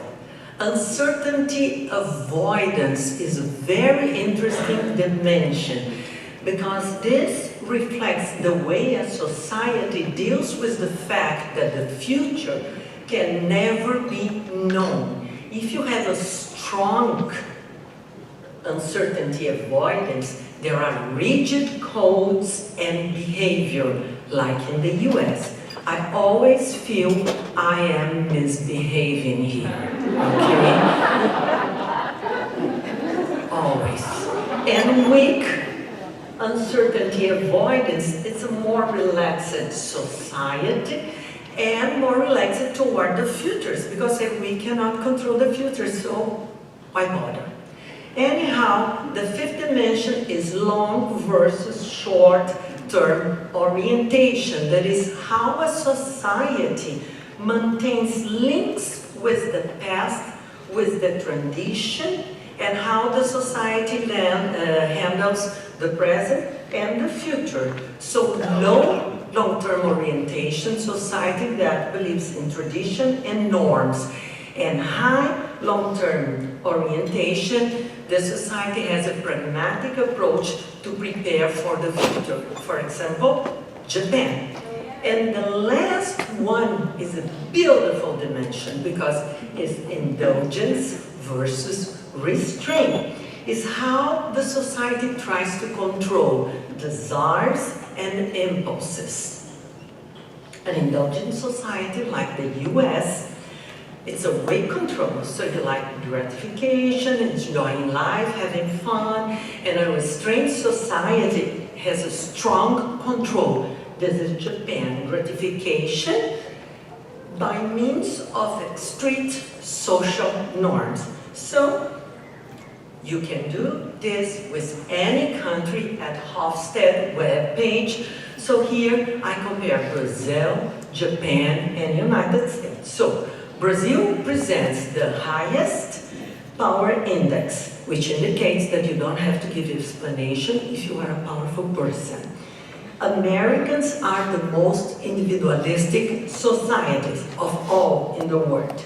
Japanese are the most striving for success, seeking to avoid uncertainty, have the highest long-term orientation, which reflects efforts in education to face the future. And finally, Americans are the most indulgent ones. So, we need to identify cultural differences, and why do we do that, and how to do it? We need to learn about cultural dimensions. We need to listen and pay attention to failures in our predictions. And we need to ask to understanding how people are reacting to our interactions with them. So it takes effort. You need to be available to do that. Now let's move to another concept to complement the 6 dimensions from Professor Hofstede. And this is the cultural context concept. Different cultures have different communication attitudes. And the cultural context is a concept of anthropology that says that cultures, nationality, language groups, regions of a country, and companies are distributed in a continuum from direct to indirect communication. So low context cultures, let me come back, low context cultures are less relational and more individualistic. And high context culture are more relational and more collectivist. So this is the continuum from low context to high context. Let's try to understand how communication is different among this culture, because this has an implication when you see a patient with a voice disorder from another culture than the one you belong. So, if you are on a low context country, or if you are seeing a low context patient, Switzerland, Germany, Scandinavia, and United States, this patient is more direct and explicit. He needs to receive, he or she, detailed instructions. Documentation is the most important thing. Individualistic, they accept changes. Bonds are superficial and they prefer to be contacted via email. If you have high context culture, such as Japan, Spain, Greece, Italy, Saudi Arabia, etc., and South Africa, they have indirect and implicit communication. The message is inferred, is not clear. The value is who speaks, not what was said. Who's speaking? Who said that? That's the value. It's a relational culture. They resist changes. They have deeper social bonds, and they prefer face-to-face and phone calls. So this is the cultural context that we need to add to Hofstade's dimension. And now let's move to voice aspects and culture. Clearly, cultural dimensions and the cultural context, they have an enormous implication. But actually, when we have a patient that deals with several languages, we can see the way this person changes source and filter interaction. So I'm going to present to you the Colombian singer Shakira, because she speaks many languages. And please, see the way she drops fundamental frequency when she speaks in French to look like Jean, a bit bold, and then she almost uses a fry in English. She opens very much the mouth when she speaks in Italian and Brazilian Portuguese. So let's see Shakira. Es invirtiendo en la educación de nuestros jóvenes y niños, y hacerlo especialmente desde los meses previos a su nacimiento. Y creo firmemente que esta inversión social debe provenir no solo del gobierno. Controversial, and people are going to be interested, especially because Rihanna is so big, you know. And but this is país que tem uma grande importância na região e no mundo. E agora temos desafio unique. J'ai toujours ressenti una connexion spéciale avec le genre de la danse. Grazie tanti. È un vero piacere stare qua. Lo sapete che Shakira parla anche italiano? Non lo parlo bene, lo capisco, lo leggo bene. Habla L'ho castellano? dimenticato molto. Habla spagnolo? Spagnolo, Portoghese? English. Okay, so we could glance at how we change source and filter when we change languages. So there is an intuitive way of imitating a culture to feel closer to the native speakers, okay? So let's move and talk something about Auditory, perceptual, judgment. As we know, there is not such a thing like a fixed, normal voice. Voice is not a binary descriptor like yes or no, life and death. Voice is a tendency, a measure. It depends on physical, phonological, phonetics characteristics, psychological and social aspects, and voice is a cultural construct. So I decided to run a very simple survey, and I sent 4 questions to our colleagues that are members of the Voice Foundation, IALP, and Comment. And I got 49 answers from 22 countries on those 4 questions. And my first question was, what is the criteria you use to classify a voice as normal when you are on a clinical environment? And everybody's answer was multidimensional criteria, which is great because we all know that. And they mostly include subjective, larynx, acoustic, and self-assessment. But they highlighted that perceptual analysis and self-assessment is the duo we need to value. 2 interesting comments were mailed to me. One was, okay, the criteria is any deviation to what is expected by the group to which the individual belongs, which is a cultural aspect. You want to have your in-group vocal identity, vocal signature. And another very interesting, on the opposite of this information is, this is not a relevant question, Mara. Overlap from normal to deviant is very large. The criterion is if the person feels it is a problem. Okay, so my second question was on the scales used for auditory judgment, and Gerbas and some variation like the RBH German scale or Gerbas Z with the instability dimension corresponds to almost half of the answer.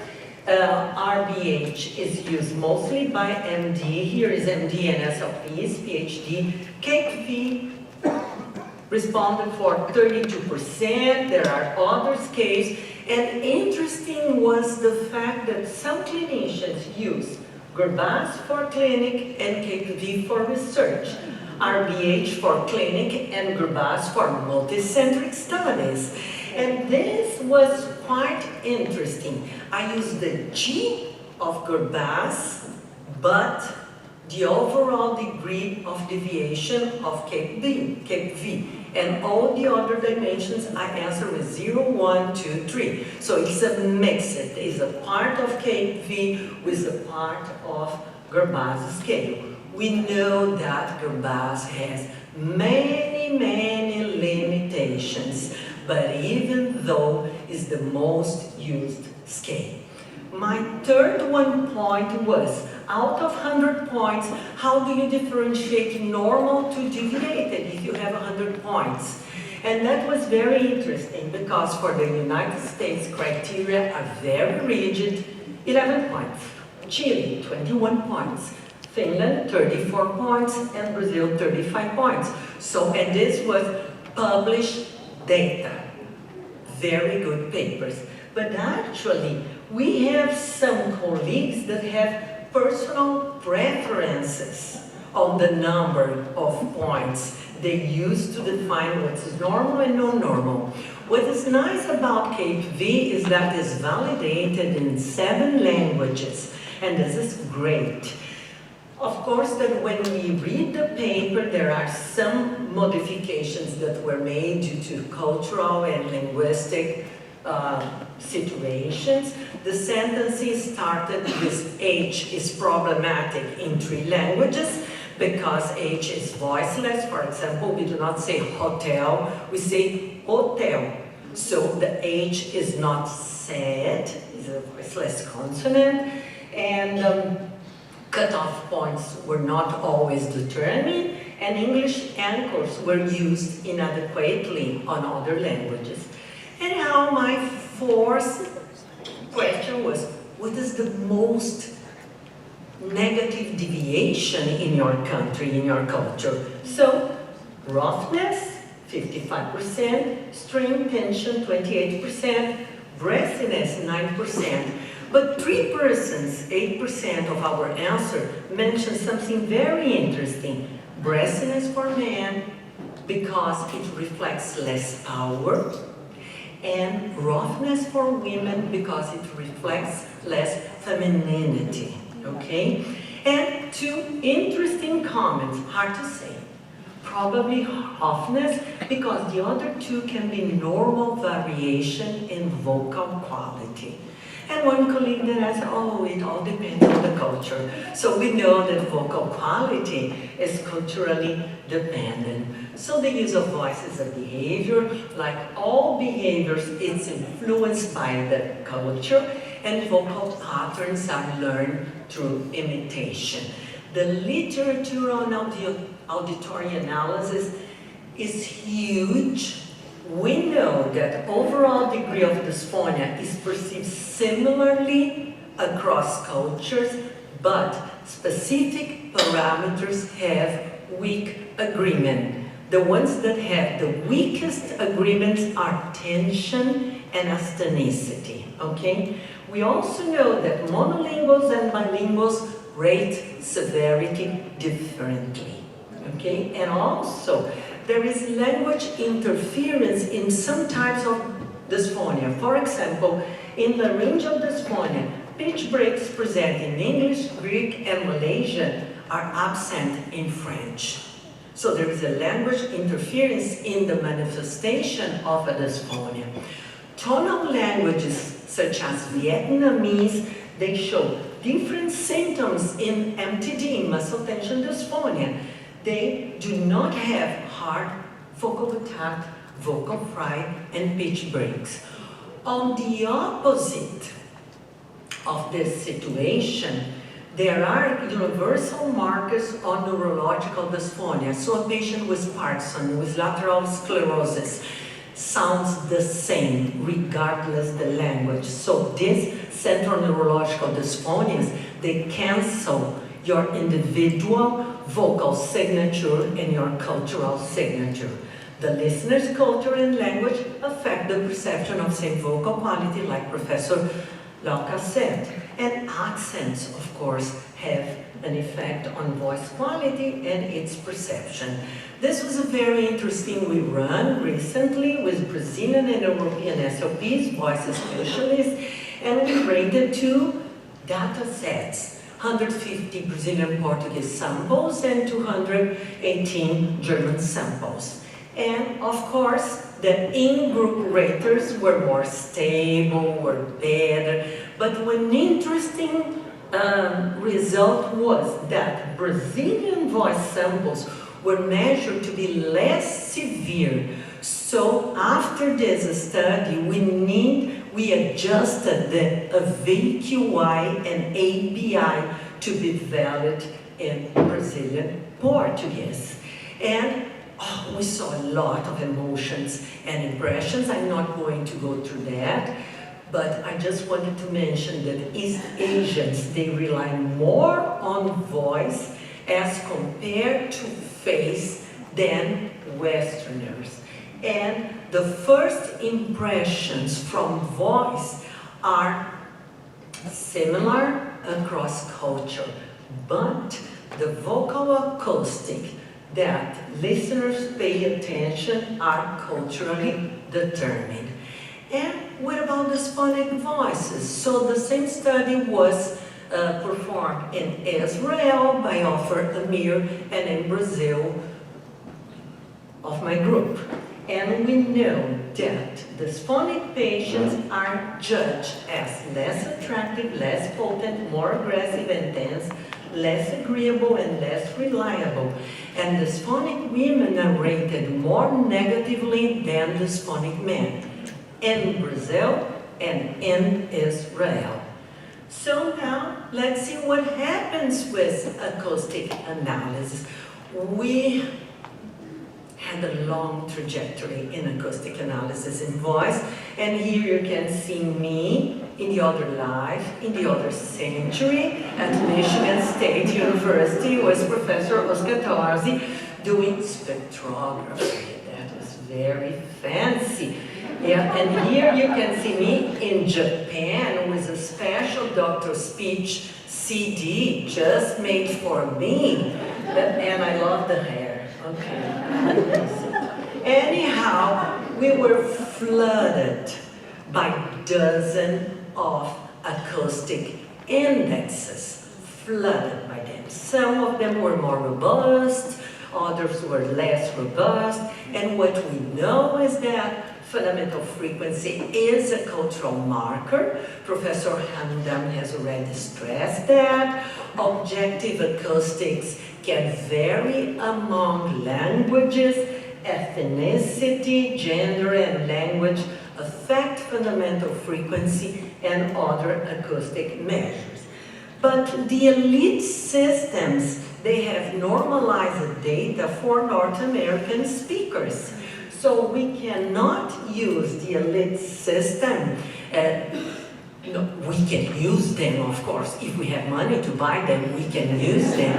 What we cannot use is the criteria, the ranges, because the normalization is only for North American speakers. So how to solve this problem? And this colleague of ours, Ben Bartzis von Lathosek, he is a German speech-language pathology, and he created this software called VoxPlot. And VoxPlot, you can adjust the language settings to Brazilian Portuguese with our data, English, German, Japanese, Korean, Dutch, and Spanish, which means that is a user-friendly, is a freeware for research. It uses sustained vowel and continuous speech. It calculates automatically AVQI, ABI, and PPS. So it's a grade 1 software. It's an intuitive graphic representation, and you have on this side AVQI and on this side ABI. It's a very nice, very easy to use, and we know a VQI is robust and valid for evaluating roughness in 12 languages. And so I put here the minimum value, the minimum cutoff value of one of the language, and the largest. So you see there are variations across languages, as well as regarding specificity and sensitivity. ABI is more stable, is very robust for evaluating breathiness. We have validation in 6 languages, and as you can see, the threshold, the cutoff values are closer among the 6 languages, and sensitivity and specificity are higher. What is nice is that ABI calculates breathiness regardless roughness or tension in the voice sample, which is great. So I put a Brazilian Portuguese dysphonic voice sample, I inserted in the program, and I analyze it in the different language settings. And that's the results. And that's why we cannot use normalized data from another population with our patients. Because as you can see, differences can be huge. So the clinical multicultural challenge is that we need to have cultural database for auditory, perceptual, and acoustic analysis.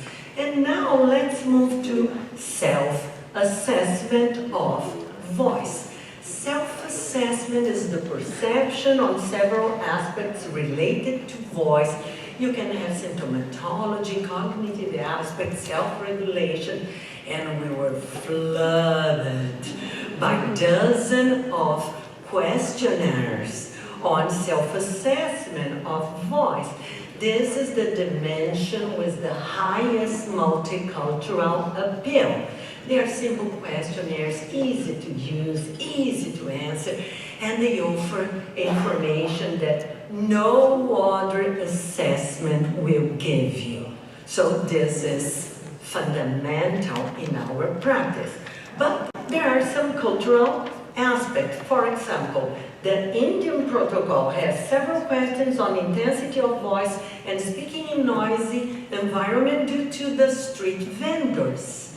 And when we analyze the coping strategy, that was very interesting because British people, they vent their problems and they go to the gym to avoid thinking about the voice. Brazilians use problem-focusing strategy and never do physical activities to avoid thinking about the voice. This is very weird to a Brazilian mind, but of course we are not English.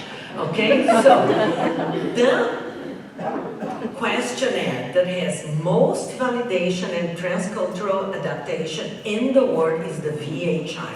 VHI has many alternative possibilities. VHI 10, 9 international, 12 pediatric, singing, and so on. If we consider the VHI 30, the cutoff, the cutoff varies from 13 for Thai to 21 for Slovak. And you see 33 countries have validated the VHI. So it's a huge and good protocol. They are not designed as diagnostic tools, but as outcome measures, even though they are used for diagnostic tools, mainly in campaigns and for screening. There is a clear learning curve in the process of validation.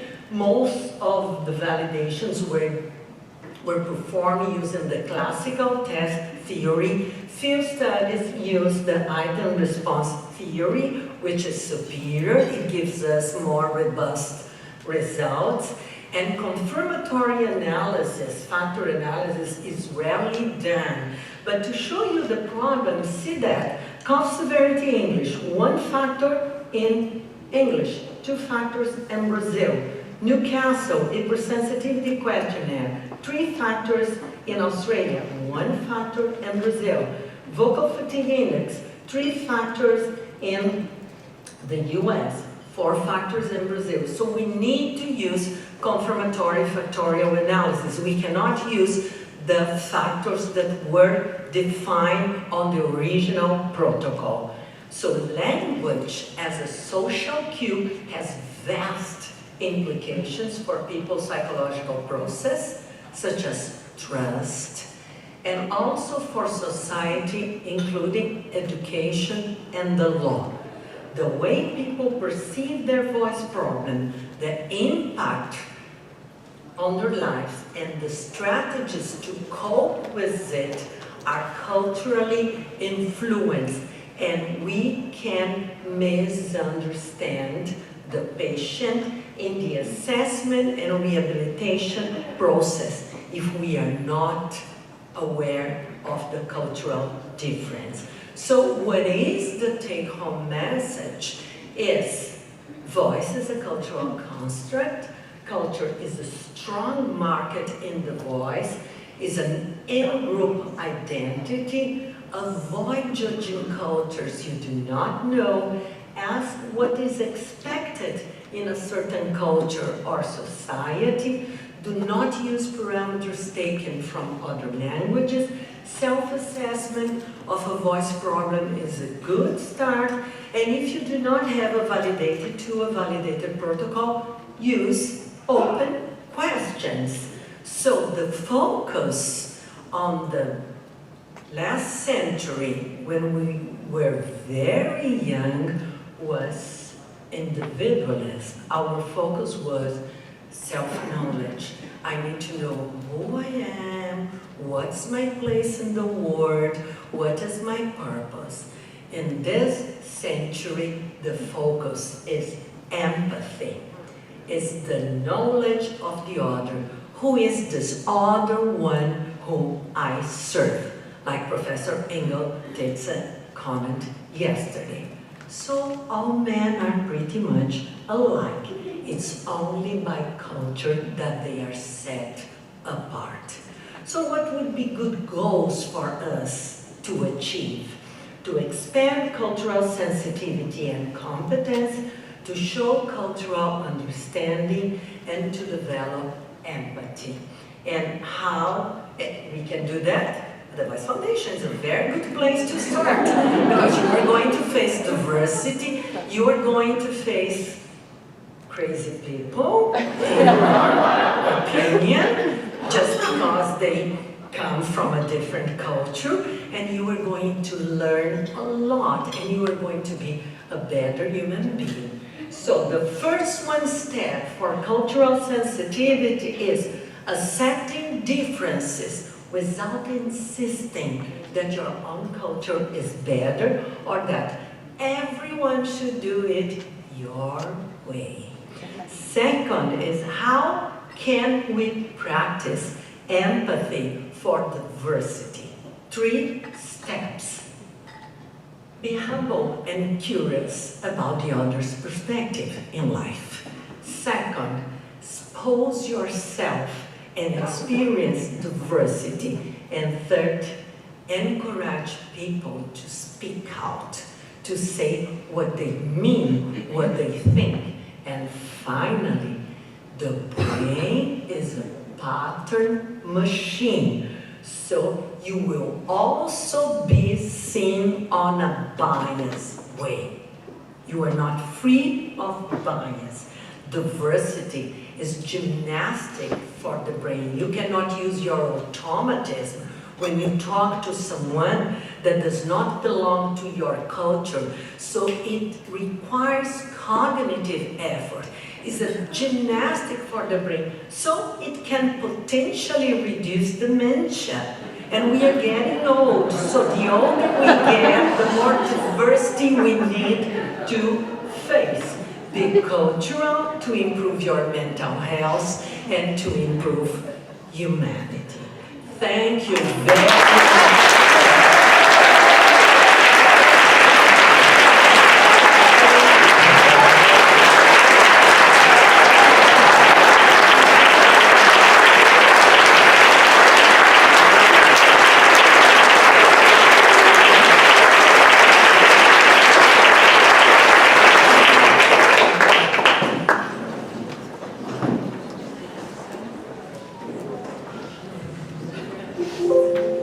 Wow, thank you for enlightening us and bringing us so much to think about. Just amazing, wow, thank you.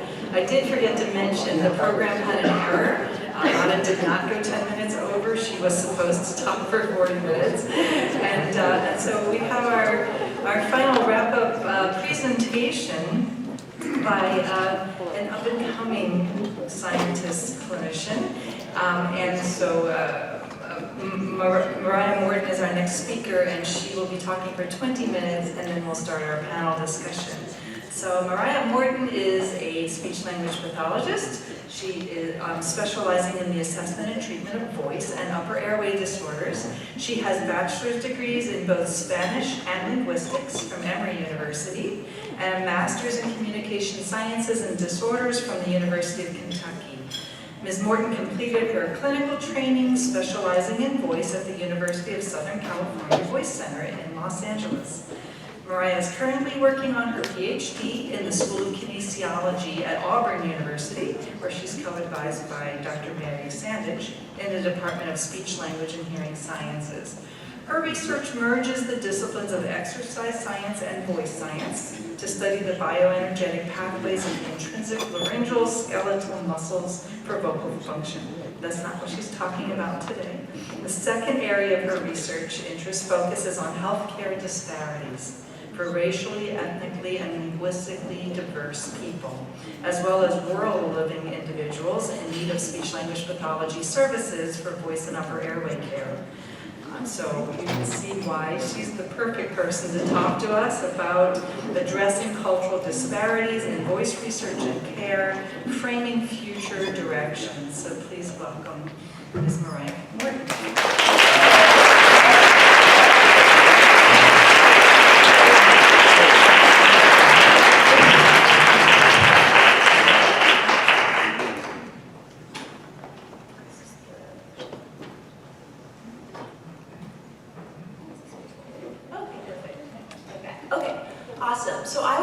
discussing several different things that fall under the umbrella of addressing cultural disparities in voice care and research. Disclaimer that I'm going to be talking about this topic specifically as it pertains to the United States mainly. One, because that's where I live, but two, because our issues related to healthcare are unique here, and that we are one of the only developed countries that does not have universal healthcare. And also because our issues related to race are also unique in our relationship with that, and that's putting it lightly. Okay, here's my disclaimers. So, like I mentioned, I'm studying healthcare disparities. Now, healthcare disparities are seen as a component of the broader term health disparity that distinctly addresses differences between groups in access to, use of care, and quality of care.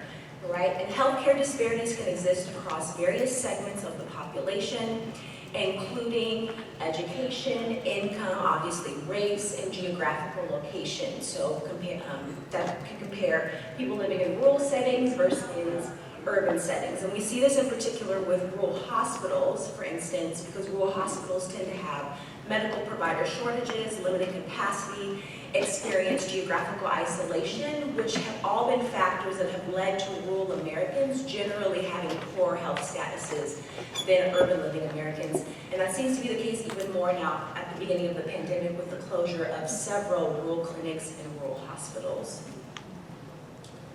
So we're going to be focusing again on these three major elements of healthcare disparities. So access, use, and quality of care. And it's really important that we see the interconnectedness of these components,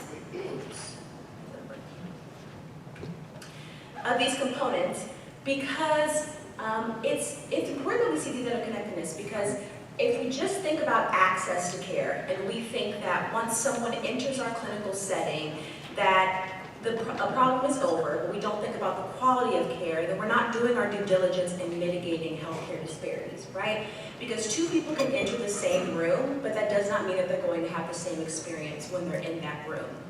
So it's important to think about all of these and how they're interconnected. And why is it important to think about all of these? Because our goal essentially is health equity, right? So health equity essentially means that we are striving for everyone to have be as healthy as possible and have optimal communication potential. Okay, so right. So right here you see this is what equality would look like, right? Everyone gets the same thing. But we are more interested in equity, right? Which are special efforts that improve health for those that have experienced some sort of social or economic disadvantage to ensure that everyone can see above the counter. Okay? So let's go ahead and first talk about access and use in this paradigm. So where are we at right now?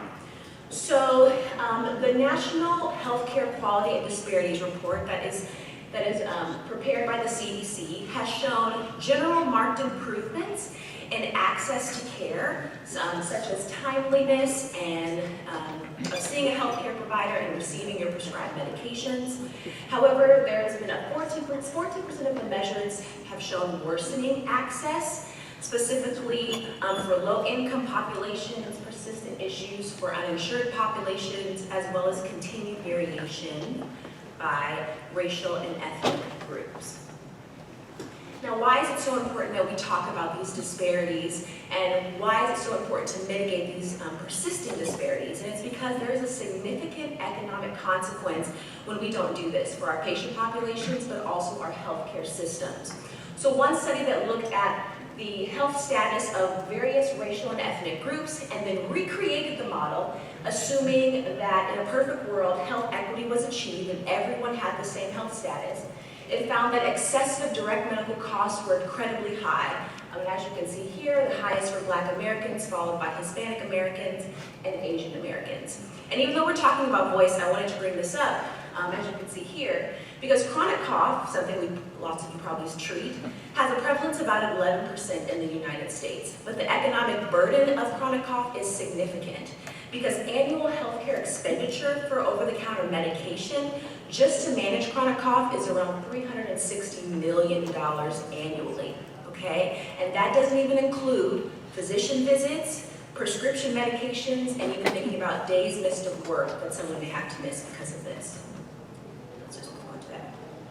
Okay, so let's talk about this more as it relates to voice. So what do we know right now? We know that about 1 in 13 adults will experience some sort of voice problem within a given year. However, our data shows that roughly still only about 10% of people will actually seek a healthcare professional.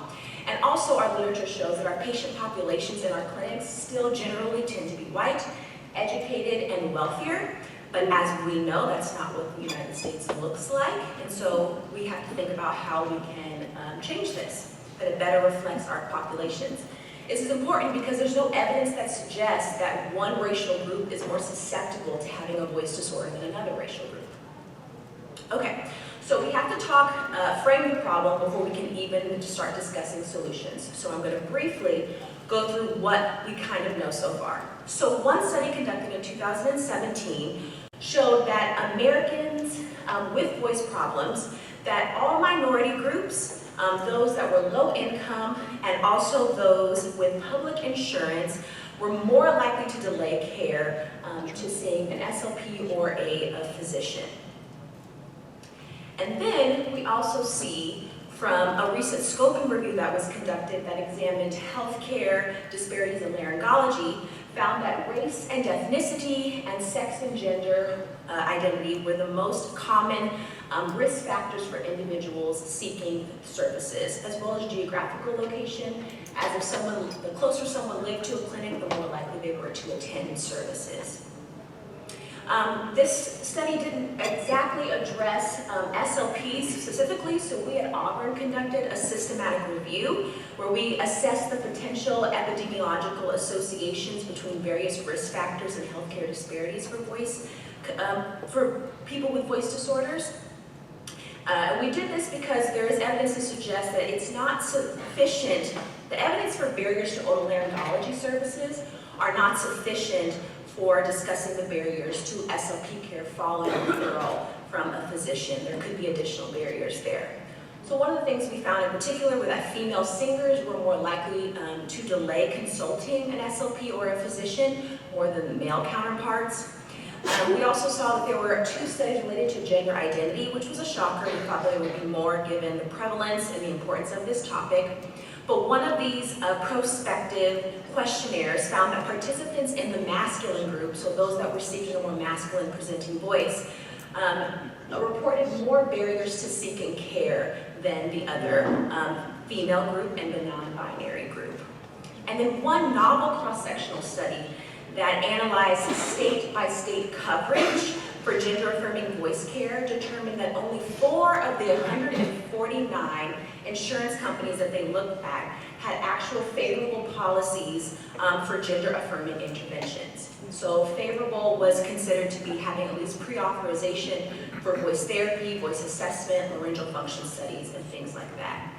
And then we also found that non-English speaking patients were less likely to want to engage in seeing a physician and even going to voice therapy.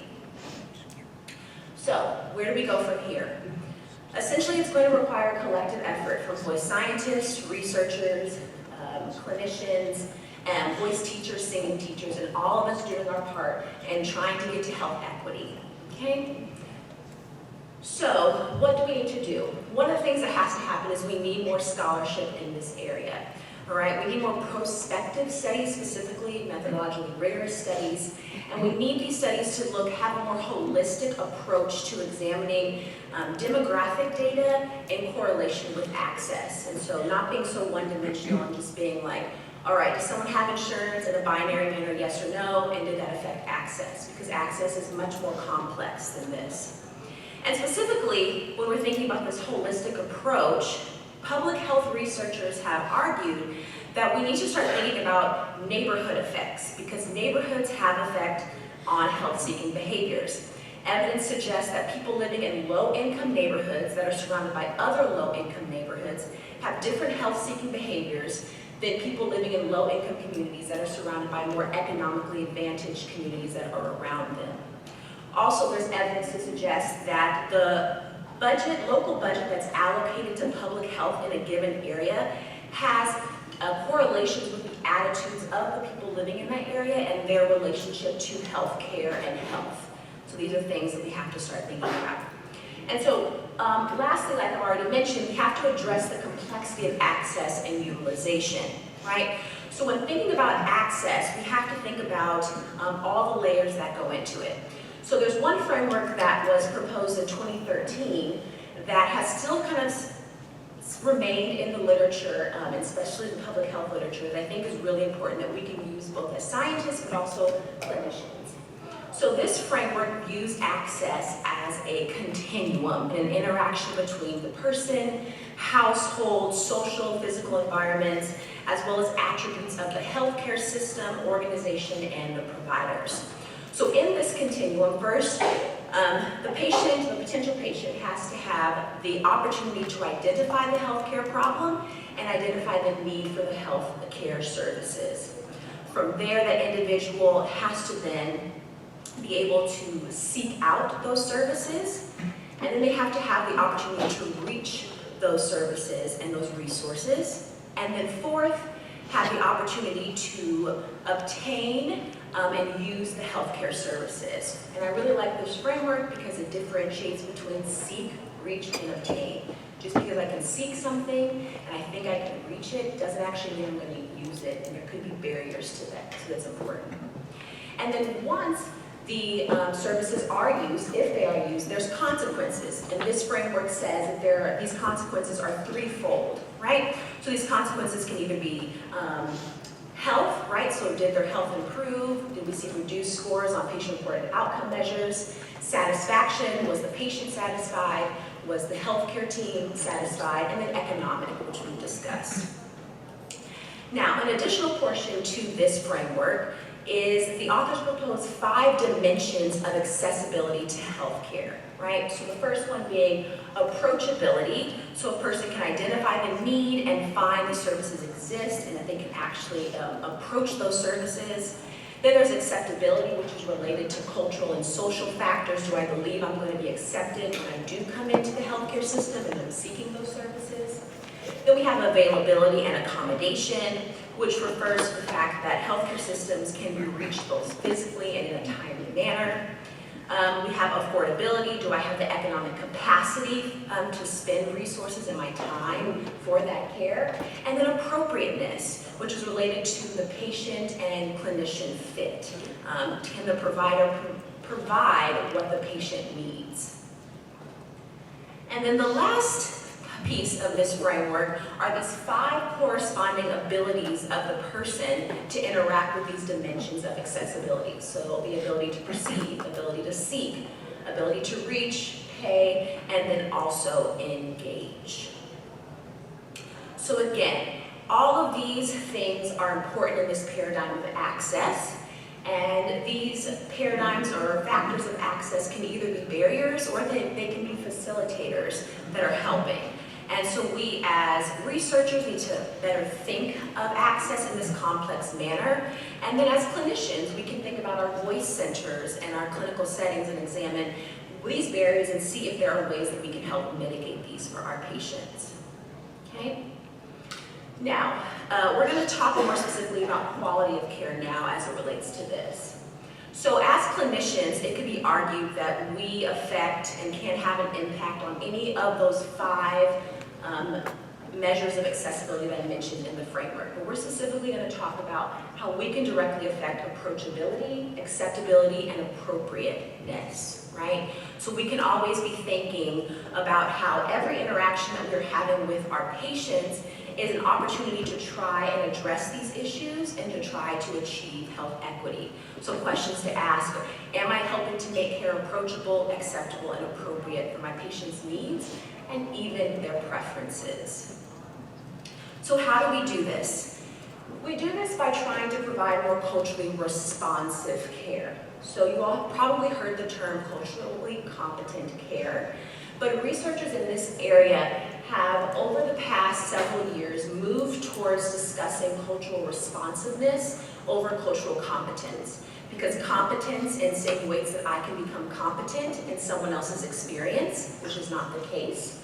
right? And it also competence insinuates that at some point the learning is done, right? But with cultural responsiveness, it's this idea that we are constantly centering the patient's perspectives, beliefs, and values at the center of every component of the therapeutic process, and doing our best to do that in this learning. And why is this so important? As all three presenters said before, voice is a cultural construct, right? So it's important that we center our clients in determining what is best, right? Because there's no just normal voice, and what I may deem as normal may not be what my client deems as normal. Also, there are culture-specific differences in perceptions of voice disorders and preferred voice quality, which we've already discussed. And so this is going to require us to have intercultural communication with our patients to know what is best for them in particular. Okay? And so this may seem minute to some people, like, okay, I can go in a session and I can like talk to you about what you like, and it's all going to work out. But if we do bring our biases into these scenarios, there can be detrimental effects that we don't even know about that we could be causing to our patients. And this is really important that we address this, right? Because perceived warmth and competence influences how all of us interact with each other. How you perceive someone to be warm or competent is going to influence what you say to them, how you interact with them. Also, studies show that physicians, prefer and interact more comfortably with those that they perceive to be likable, right? But likable, warmth, and competence are all subjective. What you think is likable may not be what I think is likable, right? And we see this playing out in healthcare still to this day. There are differences in pain management between genders. We also see that continued false beliefs about biological differences between Black individuals and white individuals continues to show significant differences in pain assessment, as well as less aggressive treatments being offered to Black patients. Also, one study that was completed with physicians had all the physicians complete bias testing. And they found that overall, physicians viewed African Americans as well as low-income individuals more negatively than white individuals, as well as those that were upper income, on measures such as intelligence and adherence to medical advice. Now, after the bias testing, they then collected data from over 600 patient and physician encounters and found that bias was directly correlated with behaviors, as Black patients had significantly shorter initial visits with their physician than white patients, which makes sense. If I do not perceive you to be intelligent or that you're going to adhere to what I have to say, I'm not going to spend as much time with you, right? So that may seem small to some people, but bias can really affect these things. Also, there's implicit bias research in healthcare related to interview styles. And one study found that more open-ended questions were asked to non-Hispanic white patients versus Hispanic patients, even when English proficiency was equal. And we know that more open-ended questions are going to lead to a more collaborative approach within the therapeutic process and typically leads to improved patient outcomes. All right, so how do we do better with this? So, first thing is, yes, we can all just work on providing more culturally responsive care and addressing our own biases, which is awesome. But the other thing that we also have to prioritize is having a more diverse clinical workforce. Why? Because there's evidence and research that shows that some people and some patients actually seek race concordance with their healthcare providers. Also, a diverse clinical workforce is positively correlated with improved patient outcomes, financial performance, and also increased productivity on healthcare teams.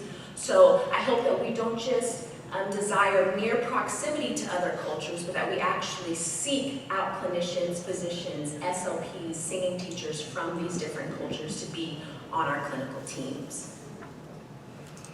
And then we also have to think about having more diverse scientists, research staff, and even participant populations, right? Because if we have more diverse participant populations, that's going to also help us improve our quality of care. Why is it so important? Because specifically in the United States, we've seen over the last 10 years that our demographics have changed exponentially, right? With an increase in over 200% of people identifying as more than one race, and now Hispanic individuals being the largest minority population here in the States. We also know that there's additional growing evidence illuminating that genetic variations among individuals are indicative of geographical ancestry and are highly correlated with self-identified race. And so to account for culture-specific variables of perceptions of voice and the potential effect of genetic differences in voice outcomes and susceptibility to vocal symptoms, we have to make sure that we are having diverse pools in any of the types of studies that we're doing. So that doesn't mean we all have to go out now and do healthcare disparity work, but in the areas of science and voice science that you do, are you making sure that your populations are diverse and representative? Now, I'm going to close off with this. We actually did a meta-analysis at Auburn that it's currently in press with the Journal of Speech, Language, and Hearing Research. And we looked at all of the voice studies that have been registered with the NIH U.S. National Library of Medicine for over the last 30 years. And we found that unfortunately only 2 studies actually addressed and reported race and ethnicity, despite the NIH directives of the importance of reporting this information. Now, of the 2 studies that did report, white individuals were overrepresented when compared to the U.S. population and the city in which the study was conducted, and Hispanic populations were underrepresented. And then in the second study that did report, Black patients were underrepresented. And it's also important to note that neither one of the studies had a category for Native Americans. So, there are barriers, right, to having more inclusive research, and that's to be acknowledged, right? Those things include financial restraints, fear of the unknown health outcomes, limited access to specialized care, lack of comprehension of the research. And although medical mistrust and fears of exploitation are common factors that contribute to some people not wanting to participate in clinical research, there is evidence that shows that other racial groups besides white individuals are willing to participate in research at the same rate. So what does that mean for us? So although these barriers do exist, concerted efforts to increase diverse populations and reduce the homogeneity are actually feasible. All right? So things that we can be doing and thinking about that authors have proposed include financial compensation, transportation support, having food at your research sites, flexibility of the hours in which you do your data collection. Can it be in the hours that are after work? Because if you're only doing it from 8 to 5, many people with blue-collar jobs who cannot take time off of work to do something like that will not be able to participate in your research.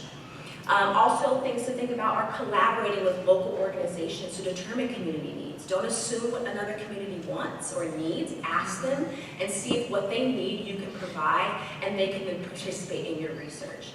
And then also, last but not least, increasing your minority research staff. Research shows that if I share a racial identity or ethnic identity with someone, I am more likely to participate and want to participate in your study. Okay? And last but not least, we also have to think about how we're reporting race and ethnicity in our scientific journals. Okay? There's an interconnectedness between this. So the American Medical Association provided some recommendations. So first, making sure that in your studies, when you're writing them up, that you're distinguishing between race, ethnicity, and ancestry. They are not the same, right? Avoiding using racial and ethnic terms as nouns, so if we're calling people the blacks, the Asians, Hispanics, but using the adjective form, right, to maintain the humanity of people. So saying Hispanic patients, Asian patients, Black women, whoever you're talking about, because this is going to help us avoid bias and promote equitable research and respect when we're for others that are going to be accessing our research.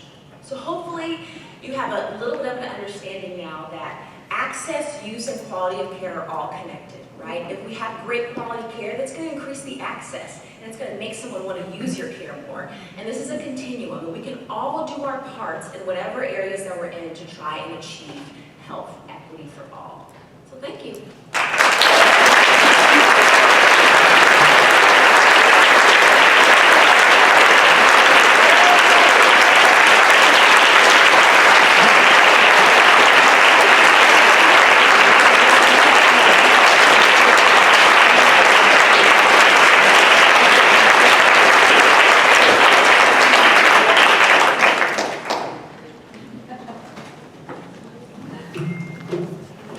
Wow, a lot of information also to think about. Thank you so much, Mariah. Come on up, Mara.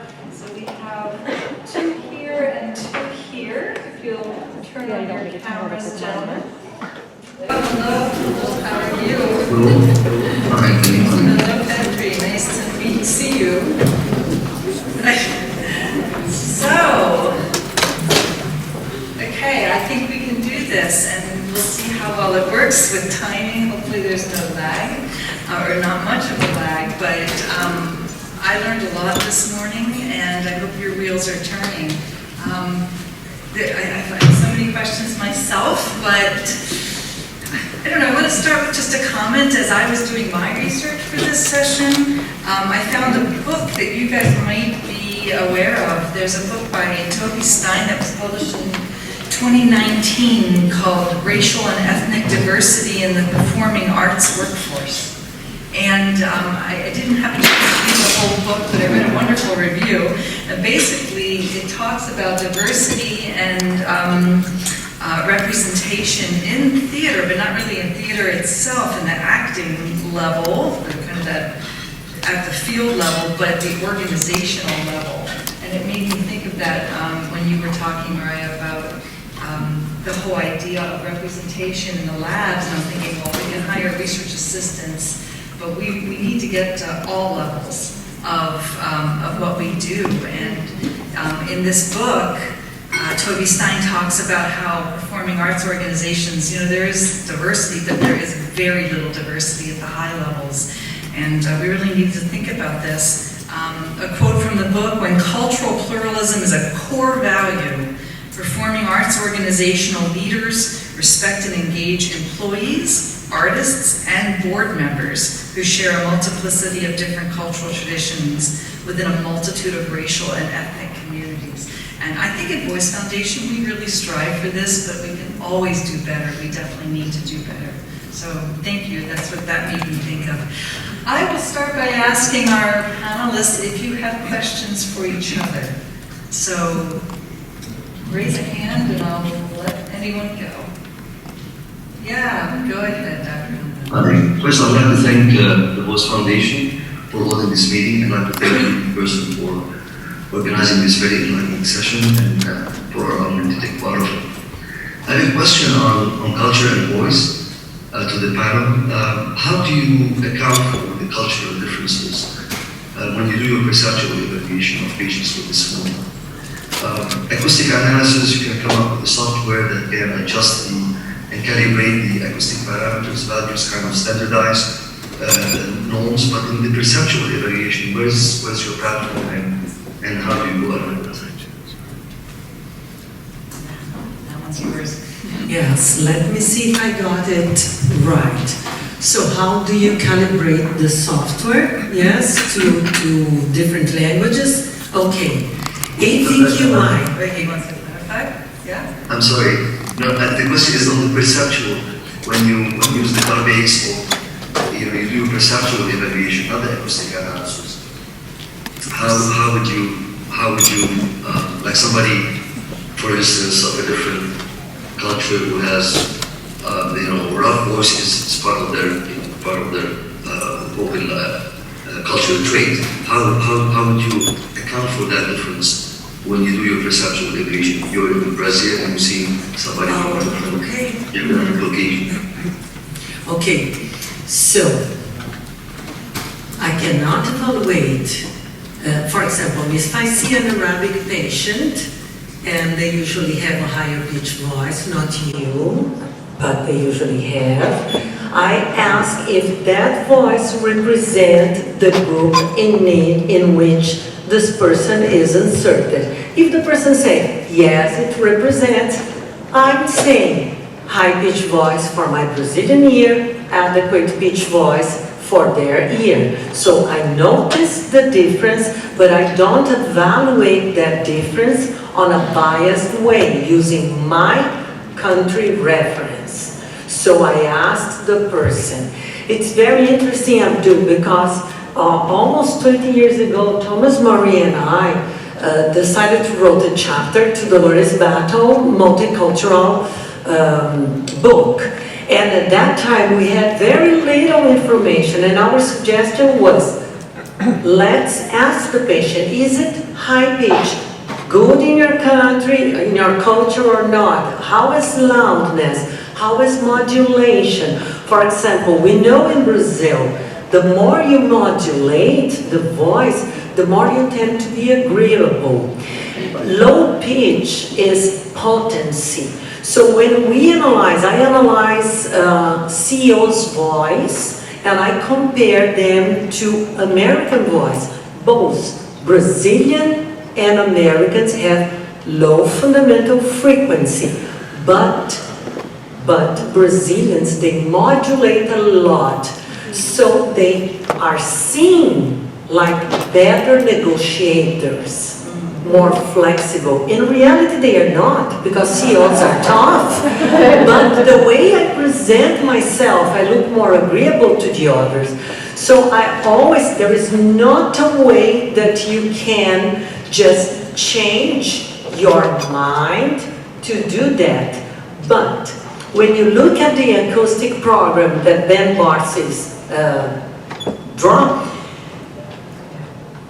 when you put the voice there, AVQI and ABI multiparametric indexes are related to auditory perceptual analysis, not to laryngeal problems. So it's a good indication, because if you have a patient from one of those languages, you know if that patient is going to sound normal or not in that language. That was very long because I was not clear within my mind to answer. I think, and maybe Petri wants to comment also on the ear of the listener and the cultural distinction, if you want to comment on that. Well, I could have a short comment. Now, of course, I don't use these kinds of clinical scales in my research, but many of these issues that have been raised by Mara and the other speakers, that is familiar also from psychological research perspective, that we need to have more, or that it's difficult to just compare results on scales that were developed in a certain culture and then use them in another culture. But in my research, I think I would be more interested in looking at how impressions, for example, of dominance or emotionality, how they vary across participants from different groups, not just cultures, but other kinds of groups. There's a lot of individual variability in us humans, and it's important to account for that in research, I think. What really struck me about your results was that there was such surprisingly low diversity in the emotional perception, that people understood emotions universally, and I found that really a little surprising, and I really appreciate hearing that, because we're all, like you said, we're all one people, we're in different cultures, and it made me think about limbic system functioning, for example, and just we all have that core basic emotion. Yeah. My little comment. Anyone else? I want to ask to Petri Lonka. So, if you think about the theory of constructed emotions, if you read the contributions of Lisa Barrett Feldman, okay, or Feldman Barrett, I know you know who is she. She absolutely opposes to the universal cues on emotion, and she defends ferociously that emotions are social and cultural constructions. This cannot be totally true, otherwise we would never survive when we face other cultures that do not speak our language. Can you elaborate on that, please, Professor Lauka? Well, that is a difficult question and sort of a hot topic in emotion research. In emotion conferences, there are often quite heated debates between these two different camps. But I think that Dr. Feldman Barrett's research is a really valuable contribution to science. But of course, it depends on what you mean by emotion. Emotions are so really hard to define. It's even harder than defining culture in many ways. But emotions have many different components. First of all, there is an automatic appraisal of a situation that then, depending on the outcome of that, which could be really automatic processes at the level of the amygdala, for example, or more controlled processes in the cortical areas. But that then leads to other components like the physiological reaction and expressive behavior, which of course I am most interested in. And then, based on all of these different cues, we also get this subjective feeling state that we actually feel angry or happy or sad, or even a mixture between happy and sad. And I would say that the influence of culture would be largest on this last subjective feeling component, which is quite obviously constructive. Whereas some of the other components, there may be a larger impact of biology. But I would say that it is constantly this interplay between automatic and controlled processes, or between more biological and more socially learned, culturally constructed explanations. So it's a bit of both, which I try to convey in my speech. So, according to dialect theory, for example. But data is, one could also always go into details about methodology. How do you measure emotional recognition in the best way, in the most unbiased way, and so on. But really data, at least in my interpretation of it, there is this basic universality, but there are also cultural differences. So it's a bit of both. I have a question, maybe. So, in speaking about cultural differences with emotions and also just differences that Dr. was discussing, Hamdan, excuse me, was mentioning in terms of just vocal differences between different groups of people.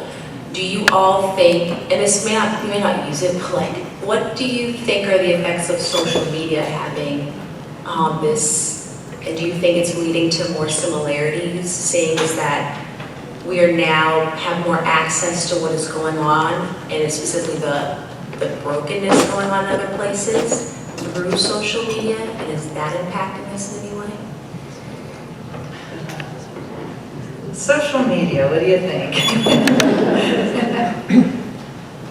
Well, I'm not into social media at all, actually. So, but I can tell you that probably social media will improve the awareness of people of the different characteristics, host characteristics across different cultures. So we become more receptive and more understanding and more lenient in our judgment and analysis of the dysphonic patient and even normal speaking patients. Probably. Did you want to add to that, Patrick? Yeah, I can just add a short comment. So I also think social media, but not just that.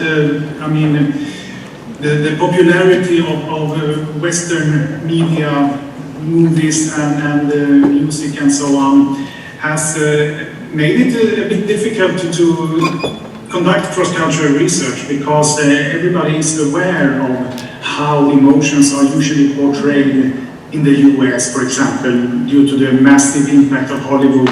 So the gold standard would be to actually try to investigate cultural differences with populations that have not had contact with Western civilization at all, and that is becoming increasingly difficult. Yes, we have been studying a lot the question of social media in the corporate world, because generations use social media in a very different way. Our generation, we are young for decades, so we prefer to use email. But if I send an email to an assistant of mine, such as someone like Maria age, very young, she will not open the email during weekend because that's too, she will never open. But if I send, yes, if I send text, she will open that. So if you send an email, the possibility that a person will open an email in 3 minutes is 13%, and they are all old people. If you send a WhatsApp, the possibility that a person will open in less than 3 minutes is 97%. And if you send a surface mailing, okay, is 1.7%, because just bills come from the mail, okay? So no one opens that. On the other hand, even if we think that social media gives us a neutralized information, it's all manipulated. So the feed I receive is different from Maria feed, different from Nancy feed. So, and even TV, when we all had only the open TV, we could discuss the same shows. We could discuss the same journals. Now we cannot, because there are more than 300 shows that we can see. So the world you live is different than the world that I live, because our feed is manipulated by the companies. That's the point. You definitely go on and on about that topic.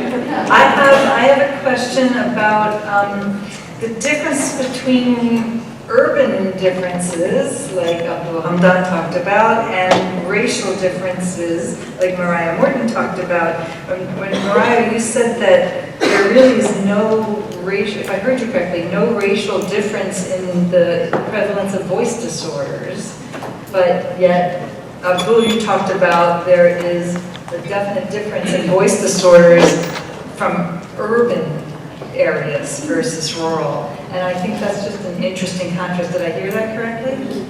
Yeah. Yeah, so I mean, there's no data to indicate that just because I'm black, I'm going to have a voice disorder more than you, right? But I don't think that contradicts what he was saying, because if I am in an urban setting, maybe I'm speaking more loudly, I work in a factory or something like that, that could be an effect. And if economically my area tends to be that low-income communities that work in factories tend to be people of color, then yes, you're going to see that more people of color may have that voice disorder, but that's not going to be the cause. That's just a confounding factor. I think the confluence of those needs to be addressed, and that's why I brought it up, and it makes total sense, but I don't think we think of it often enough. And so I really appreciate, Abdul, your discussion about urban differences and all the effects of pollution and stress and etc. Yeah. Would you like Well, to actually, we need to. Thank you for the question. Very interesting. We need to distinguish between urban-induced risk factors for dysphonia, such as transition in diet, pollution, be it noise or air pollution, and stress-induced and high prevalence of mental disorders, and between racial, the impact of race and ethnicity on voice. There are some voice characteristics particular to certain races. This doesn't mean that they are more prone to develop voice disorders, but we should be aware. Like, for instance, Chinese tend to have higher fundamental frequency, male Chinese in comparison to Caucasians, and this has been attributed to larger oral cavity volume in addition to the first two formats. In African American, for instance, it has been shown that they have lower fundamental frequency, and this has been ascribed to the difference in the length of the vocal tract. So there are certain studies that have shown differences in voice characteristics across races, but I think what's more important is to be aware of interpretation of these data, and again taking into account whether that patient lives in a rural or an urban environment, because this by itself also has an impact. Yeah, I have a question on diet to Professor Yeah, Hendon. that's wonderful. And while Amada is asking her question, I will invite anyone who has a question to stand up the microphones, because we'll start taking it. Dr. Hendon, what is your opinion on intermittent fasting? Intermittent fasting for losing weight is a huge fashion in Brazil. I can never do that because I'm an eater. Okay, I eat all day long. So what's your opinion? Well, I think that's very bad for the voice. Yes, due to the dehydration, and I'm not sure it helps losing weight. Well, thank you, Professor Mara, for the question. I think the intermittent fasting has not, to my knowledge, I'm not aware of any study who has looked at the impact of intermittent fasting on voice, except in the context of religious practice. And there are few studies on the impact of fasting during Ramadan, which is a form of intermittent fasting. But I think the most honest factor side is the dehydration, the loss of water, and which is commensurate with the decrease in weight, sometimes up to 2 kilograms because of abstinence from water intake. So the intermittent fasting per se that's being practiced, I'm not aware that they do not drink water. I think they keep on drinking water, but they abstain from eating during that period of time. So I presume that if anything, this should be beneficial to voice, because probably there is less burden on the gastrointestinal tract, and there is less reflux disease. If it reduces weight, we know that obesity is also a risk factor for dysphonia, at least according to few studies. So along that line of thinking, I would say that intermittent fasting, as long as you drink water, should not really carry any risk for dysphonia. Okay, thank you. Dr. Benninger. Thank you. That was great, all of you. It was great. And I thought the virtual worked fairly well with them there, being part of it. A couple of things. Number one, intermittent fasting probably increases longevity, though, so it's there's some positive side to it. For people who haven't, people know Malcolm Gladwell, right? The Tipping Point, Outliers. He wrote a book recently called Talking to Strangers, which is fascinating, and it deals with some of these emotional things where they went to, like, Papua New Guinea, where they really had very little association with Western culture at all. And their children, relatively small children, respond very, very differently to a funny situation or a loving situation than Westerners do. So it's just a great book to read. My question is to you, Amada, and I don't know, or anybody. There was a fantastic presentation at the American Bronchoesophageal Association with monkeys about how they alter, their voices are dramatically altered depending on what they hear. Do you think people culturally and our own personal auditory feedback is different depending on the language? In other words, if what we hear and how we alter our voice based on our own self-perception of what we hear from ourselves, is that different, you think, with different languages? It's just an opinion, so has no value, no scientific value, but I think your opinion's better than most people's. But I think it's different, the way we listen and the way I altered my voice. I speak English, Spanish, Portuguese, and Italian, and I see that my voice is completely different, and it takes me one day to adjust to be better and to mimic the natives. Of course, when I speak Portuguese, since Italian was my first language, I carry some of Italian adjustments. I don't have Italian accent, but when I speak English, for example, some people on the store, they ask, are you Italian? So somehow the mouth is too open. It's not American English, so it should be Italian. And what I do not know is, if you have a central auditory processing problem, you probably will be facing difficulties in matching the sound of another language when you speak a second language. And so my question is also to Professor Blanca, if there is something like an auditory processing problem for emotions, because we speech language pathologists know how auditory processing problems impact the treatment of dysphonic patients. But what about emotional auditory processing problem? So I just made an excuse to do not answer to your question because I don't have a good answer. Yes, and Dr. Lauka, please address this question. Okay, so I will try. So, of course, we're humans, we are really good at imitating others, which, of course, is believed as a prerequisite for us having languages and being able to communicate in these advanced ways.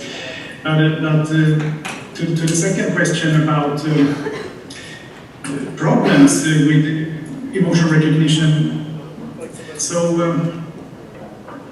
that's an interesting topic, and we know quite a bit about how the brain processes emotional information from voices and faces. So there is a first very quick stage where we have this auditory gestalt that is forming in auditory areas in the temporal lobe, but then that is also sort of interpreted in higher areas in the frontal cortex, and basically one could have problems both in these more bottom-up or in top-down processes. And in studies that we have done with patients with schizophrenia, for example, which have sometimes report problems with understanding emotional processing, we observed altered brain activity both for bottom-up and top-down processes. So it's complicated, and it can probably be different pathways that are sort of affected with different disorders, for example. Thank you. Yes. Hi, good morning, Dr. Bilal and Mariah. I want to thank you for your work. I think the work you're doing is so important, and I hope to see more of it soon. I think that your ideas that you presented complement each other so well, and they also complement the idea that race is a social construct as well. And I feel like sometimes we want to avoid discussing what is race and having a common definition, because there's so many various ideas, and it's not simply, as you both know, skin color, and there's a very well-defined, well-established theory that race is a social construct and therefore not biological. So I just wanted to hear your thoughts on that, right, and how race is a cultural idea as well. Across countries, it's defined differently, and when we ask someone about their racial identity here in the United States, we may be defining, like we decide what their race is. It's usually defined by the person who observes the individual, and we say, you are white, you are black. The individual often doesn't get to decide. And so how can you navigate that in your interviews with your clients, especially when they're coming from another country? Do you address race in your interviews with your clients? And then Mariah, particularly since you've been doing research on the reporting of race in research, do you have any comments on like how it's being defined as a biological versus a social construct? Okay, great. That was my question to Maria, so it's here. In Brazil, the group that I belong, avoid using the word race, and when we use it, we use social race, okay? Because we think that race, we all belong to a single race, that is the human race. That's the biological concept. And I work on a medical school, and this is very, very known there, okay? And that's the way we use.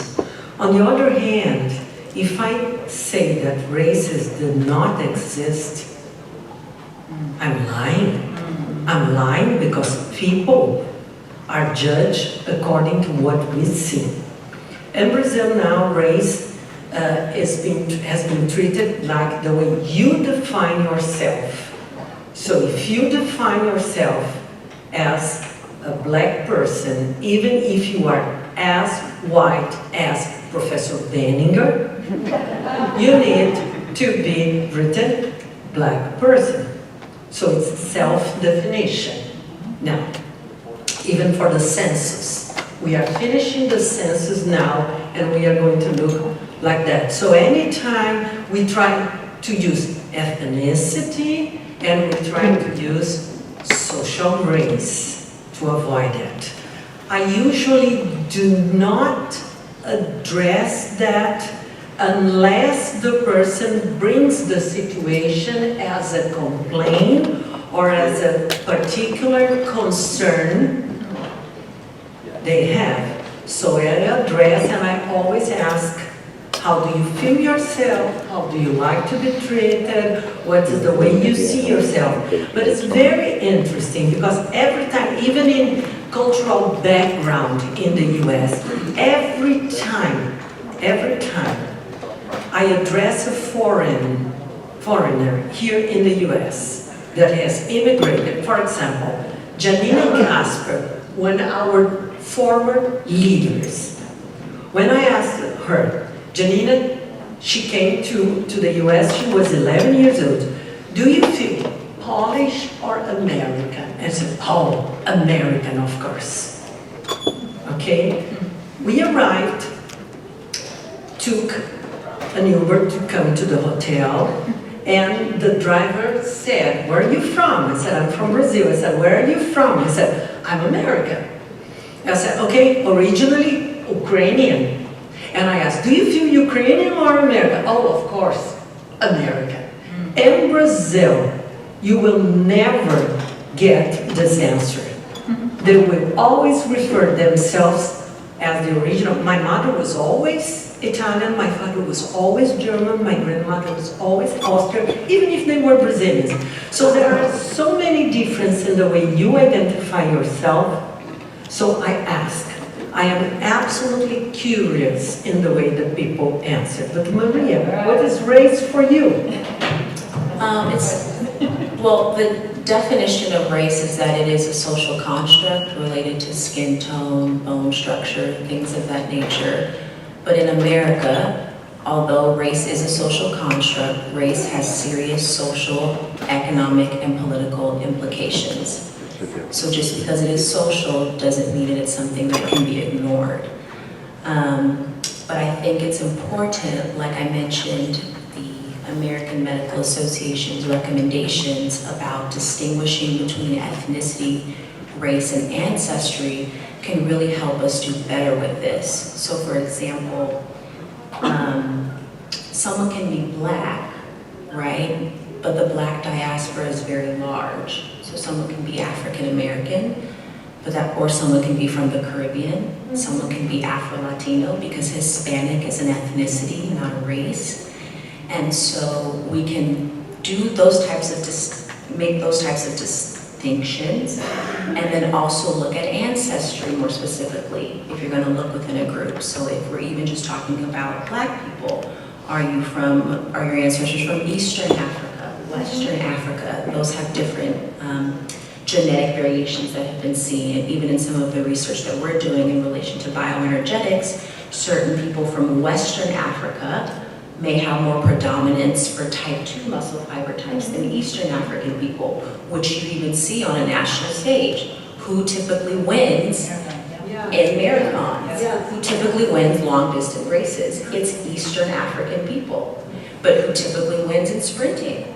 You see Black Americans or you see Western Africans, right? So I think it's important that if you're going to look at race, you also make sure you're looking at ancestry and you're doing your due diligence with those elements too. Thank you, excellent.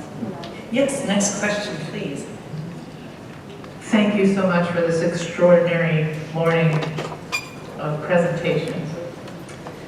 I'm feeling a little nervous, so if you hear anxiety in my voice, that's what that is. My question is for Dr. Lauda, and my point of reference is that I work in professional theater and I have taught voice at numerous acting schools, and I was wondering how the emotions were prompted. Were they prompted directly, such as express relief, or were they prompted in response to a situation such as, imagine yourself on a beach in Brazil with Dr. Bilal? Yes, so that's a really good question, and the studies that I presented, they used actors. That may not be the absolutely best way of looking at this if you want to have high ecological validity and actually see and understand how people react and interact in spontaneous everyday conversations and so on. So then you could observe that kind of behavior. And the instructions that one gives to actors are really important, because if you just say act happy, you don't know why they do it or how they do it. So what we try to do is that we gave them sort of schematic descriptions of typical situations in which the different emotions usually occur, and according to appraisal theories of emotion. And we also instructed them to try to think of this type of situation that you have personally experienced and try to sort of reenact that emotion. Of course, I think that there's a lot of variability among different actors with regard to how well they were able to follow these instructions, but at least we try to give them very standardized instructions so that that could also be approximately similar across cultures. Thank you, I'm glad to hear that, because it's a huge difference with an external stimulus versus a direct stimulus. Thank you very much. Yes, please. My question is for Mariah. That was such a fantastic talk and very important work. I'm curious, you did such a nice job reviewing the literature and highlighting the many challenges that we face. I'm curious to know what your thoughts are on either ways that you have already implemented strategies or things that you're thinking about, both for patient care access and also outreach to diverse populations for research. Yeah, that's a good question. So, when it comes to research, one of the basic things that we're doing that anyone can do is just make sure that you're asking about race, that it's on your demographic participant questionnaires that you're giving everyone. That's something that we have to start doing in our lab. So that's the first thing we're doing. Second thing is I live in Alabama, so Auburn is. So we've actually done examining kind of where communities are living, so where racially diverse people particularly are at. And we are making a concerted effort for our studies to partner, for instance, with local churches. I'm in the South. Church and religion is still major, so I know that connecting with churches is a big thing, so we're doing that right now, specifically for data collection for an upcoming study. So that's related to research, and I think anyone can do that. Wherever you live, what are the community or cultural hubs where you're at? Where do people tend to go? And try and do your best to go to those places to seek out participants. But not just going there to get what you need from them, but also providing something to them in return, right? So asking them what they need. So for instance, when I'm going to go to these places, I'm going to ask them, what can I do for them? So that may mean I'm going to be offering free voice screenings or something of that matter, something that was feasible for us. But those are kind of the things that we're thinking about right now and that we're doing that are helpful. Thank you so much. Those were really great ideas.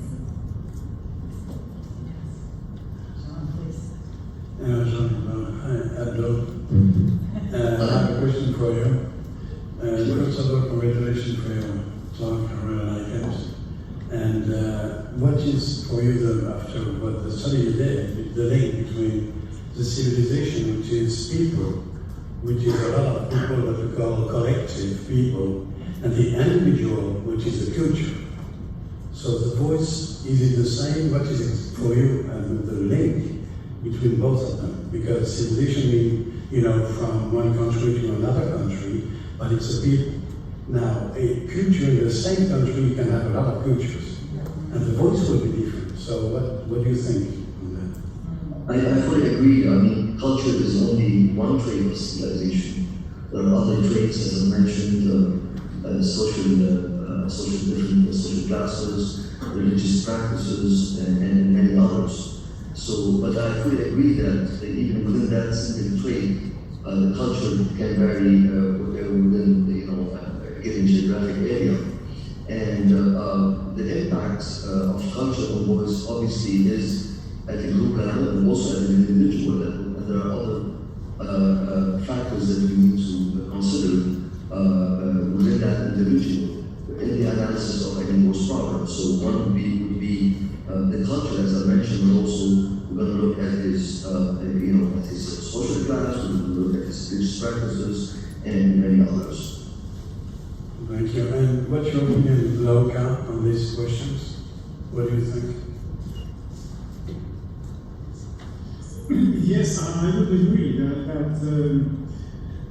culture is an interesting construct, but we can have many different cultures on different levels. Comparing countries, comparing different groups within countries and so on, down to the actual individual differences, looking at personalities or whatever. So I think that it's important to cover as much as possible these different levels of variability. Thank you. Yes. I was actually going to ask something. Just to add one more thing, that I fully agree that, as you mentioned, individuals of subjects within the same culture, but living in different geographic areas, such as urban versus rural, the approach should be completely different, and you should take into consideration several other factors. Yeah, I had a thought about this same idea of, just the differences of just thinking about ethnicity and the diversity of living in the same culture. I think of, the America was always considered the great melting pot. I'm not sure how great it is and whether the melting pot worked or is working at all. But you said, Mariah, that there's, what did you say, 200% increase in multiracial people in the census, right? And so it's interesting because I was thinking about the norms, right? So we were talking about differences in fundamental frequency that Abdul talked about and that Ahmad talked about. We have these different norms. You can plug it into a program. What norms am I going to use for people who are, have claimed 3 different ethnicities in their bloodstream? I don't care, but the norms differ. So what do we do? Yeah, that's a really good question. So we addressed this briefly in the systematic review, but most patient-reported outcome measures did not report race at all. So we don't even know to begin with. Yeah. We can probably assume it was mainly homogenous group of white individuals, more likely than not. But even if it was diverse, they didn't report it so that we know that information. So I would say that for the future, we need to go back anyway and look at revalidating some of our patient-reported outcome measures and even some of our acoustics and aerodynamics. And the top priority has to be making sure that our participant pools are diverse. That has to be the top priority. Diverse. In many ways too, not just racially or ethnically, But we need to think about economics, where are people living, neighborhoods that they're in, and keeping that in mind. And then also, even if we do get that data one day, only using that as a guide. That's never going to be the ultimate. It's never going to trump asking someone what it is that they want, what they want for their voice. But that's really important because that information isn't there right now. Well, and the cutoffs being so different for different instruments in different countries, that blew my mind. I didn't realize how different it would be. I think that one of our dilemmas as human beings is we want to be part of a strong group. For me, it's very important to be part of the Voice Foundation.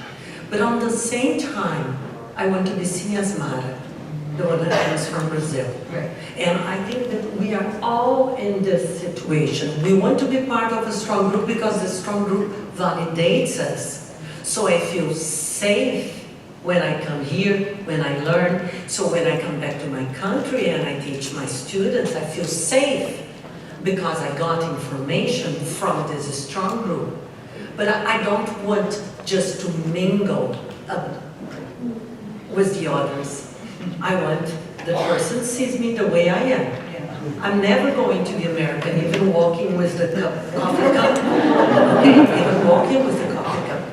But anyhow, this is the dilemma we face. And throughout the, I'm sorry, and I think another thing to think about too is we actually shouldn't even just be thinking about race with our reported measures. We actually should start thinking about looking at genetics is really the thing. Because if you have multiracial people, we need to see what predominates, and even people of the same race, as I mentioned, can be from a wide variety of places. So genetics is gonna, and ancestry is gonna get more at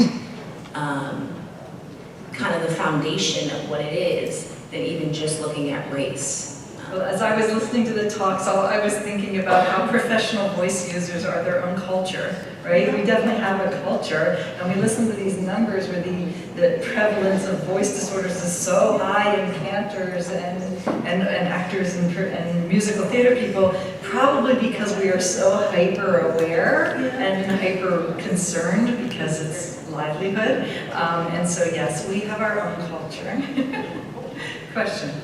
Yes, just one second. Just following up on what Mara just said, that she's Mara from Brazil. We all have I think we have to think of identities as well. We all have multiple identities. We have our identity as a mother, identity as a wife of somebody, identity as a professor at a university, identity as a specialist in occupational voice or professional voice. So we have multiple identities, and I think we have to think of that as well. So that feeds into what you just said, Mara, about being Mara, but also having many other identities as well.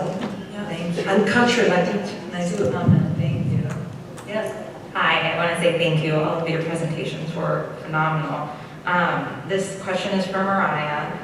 You spoke on this in terms of research, but I'm interested if your answer is different in terms of recruiting clinicians who are diverse. So I'm at Henry Ford Hospital in Detroit.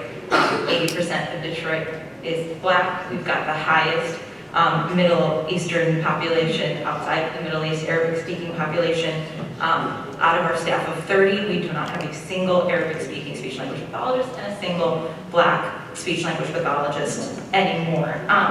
So in terms of recruitment, and I feel like we have to go back to the high school level and teach these children that speech-language pathology is a field and voice is a field. And so I'm curious if you have any thoughts, and any of you, on how to recruit diverse populations and how to share the love of our field with the younger generation.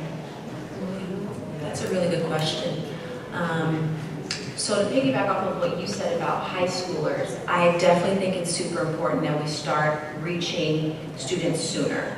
And high school is one of the ways to go. Just a quick anecdote, when I was at the University of Kentucky, we started a program where we would enter 2 high schools that had very large minority populations, and we ended up doing a workshop in each one of the schools in their health science classes on speech pathology and audiology. We made it fun, had stations for them. And actually, I got an email last year from our director, 3 of those students that we actually were in one of our workshops is now being admitted into the undergraduate program at UK, right? So it may seem small, it's only 3 people, right? But it worked. It worked, right? So reaching them sooner so that they know that this exists. Because when we went to the classroom, we asked them, you know, what do you want to be, like, what fields of medicine do you know of? Everyone says a doctor and a PT, right? And they didn't even know we existed. So exposing them at a younger age is the way to go. But then even in the college, at colleges, being able to do presentations on this. That's literally how I got into this field, is because Dr. Hackner, who's here, gave a presentation in the linguistics department about her career, and I was like, ooh, this sounds like something I want to do, right? So making sure that we're accessing people when they're younger. But then the second thing to that is, once you have recruited these diverse students who speak different languages or racially diverse, your goal then has to be how are you going to retain them? Because the issue that we're having too is that we're able to recruit these students, but dropout rates are significantly higher for multilingual and racially minority students. So before you decide to recruit, make sure you have programs and systems and places in your graduate programs and in your hospitals that will make them want to stay, that will make them feel wanted and celebrated and accepted in those environments. Because I've said before to people, I am never going to advocate for someone to be recruited in a space that I don't know is going to be safe for them. So that has to be the priority too. But I think you're already right. It's high school and doing what you can in that area. That is definitely the note I would love to end on, and keep that thought in your minds. Thank you all for participating.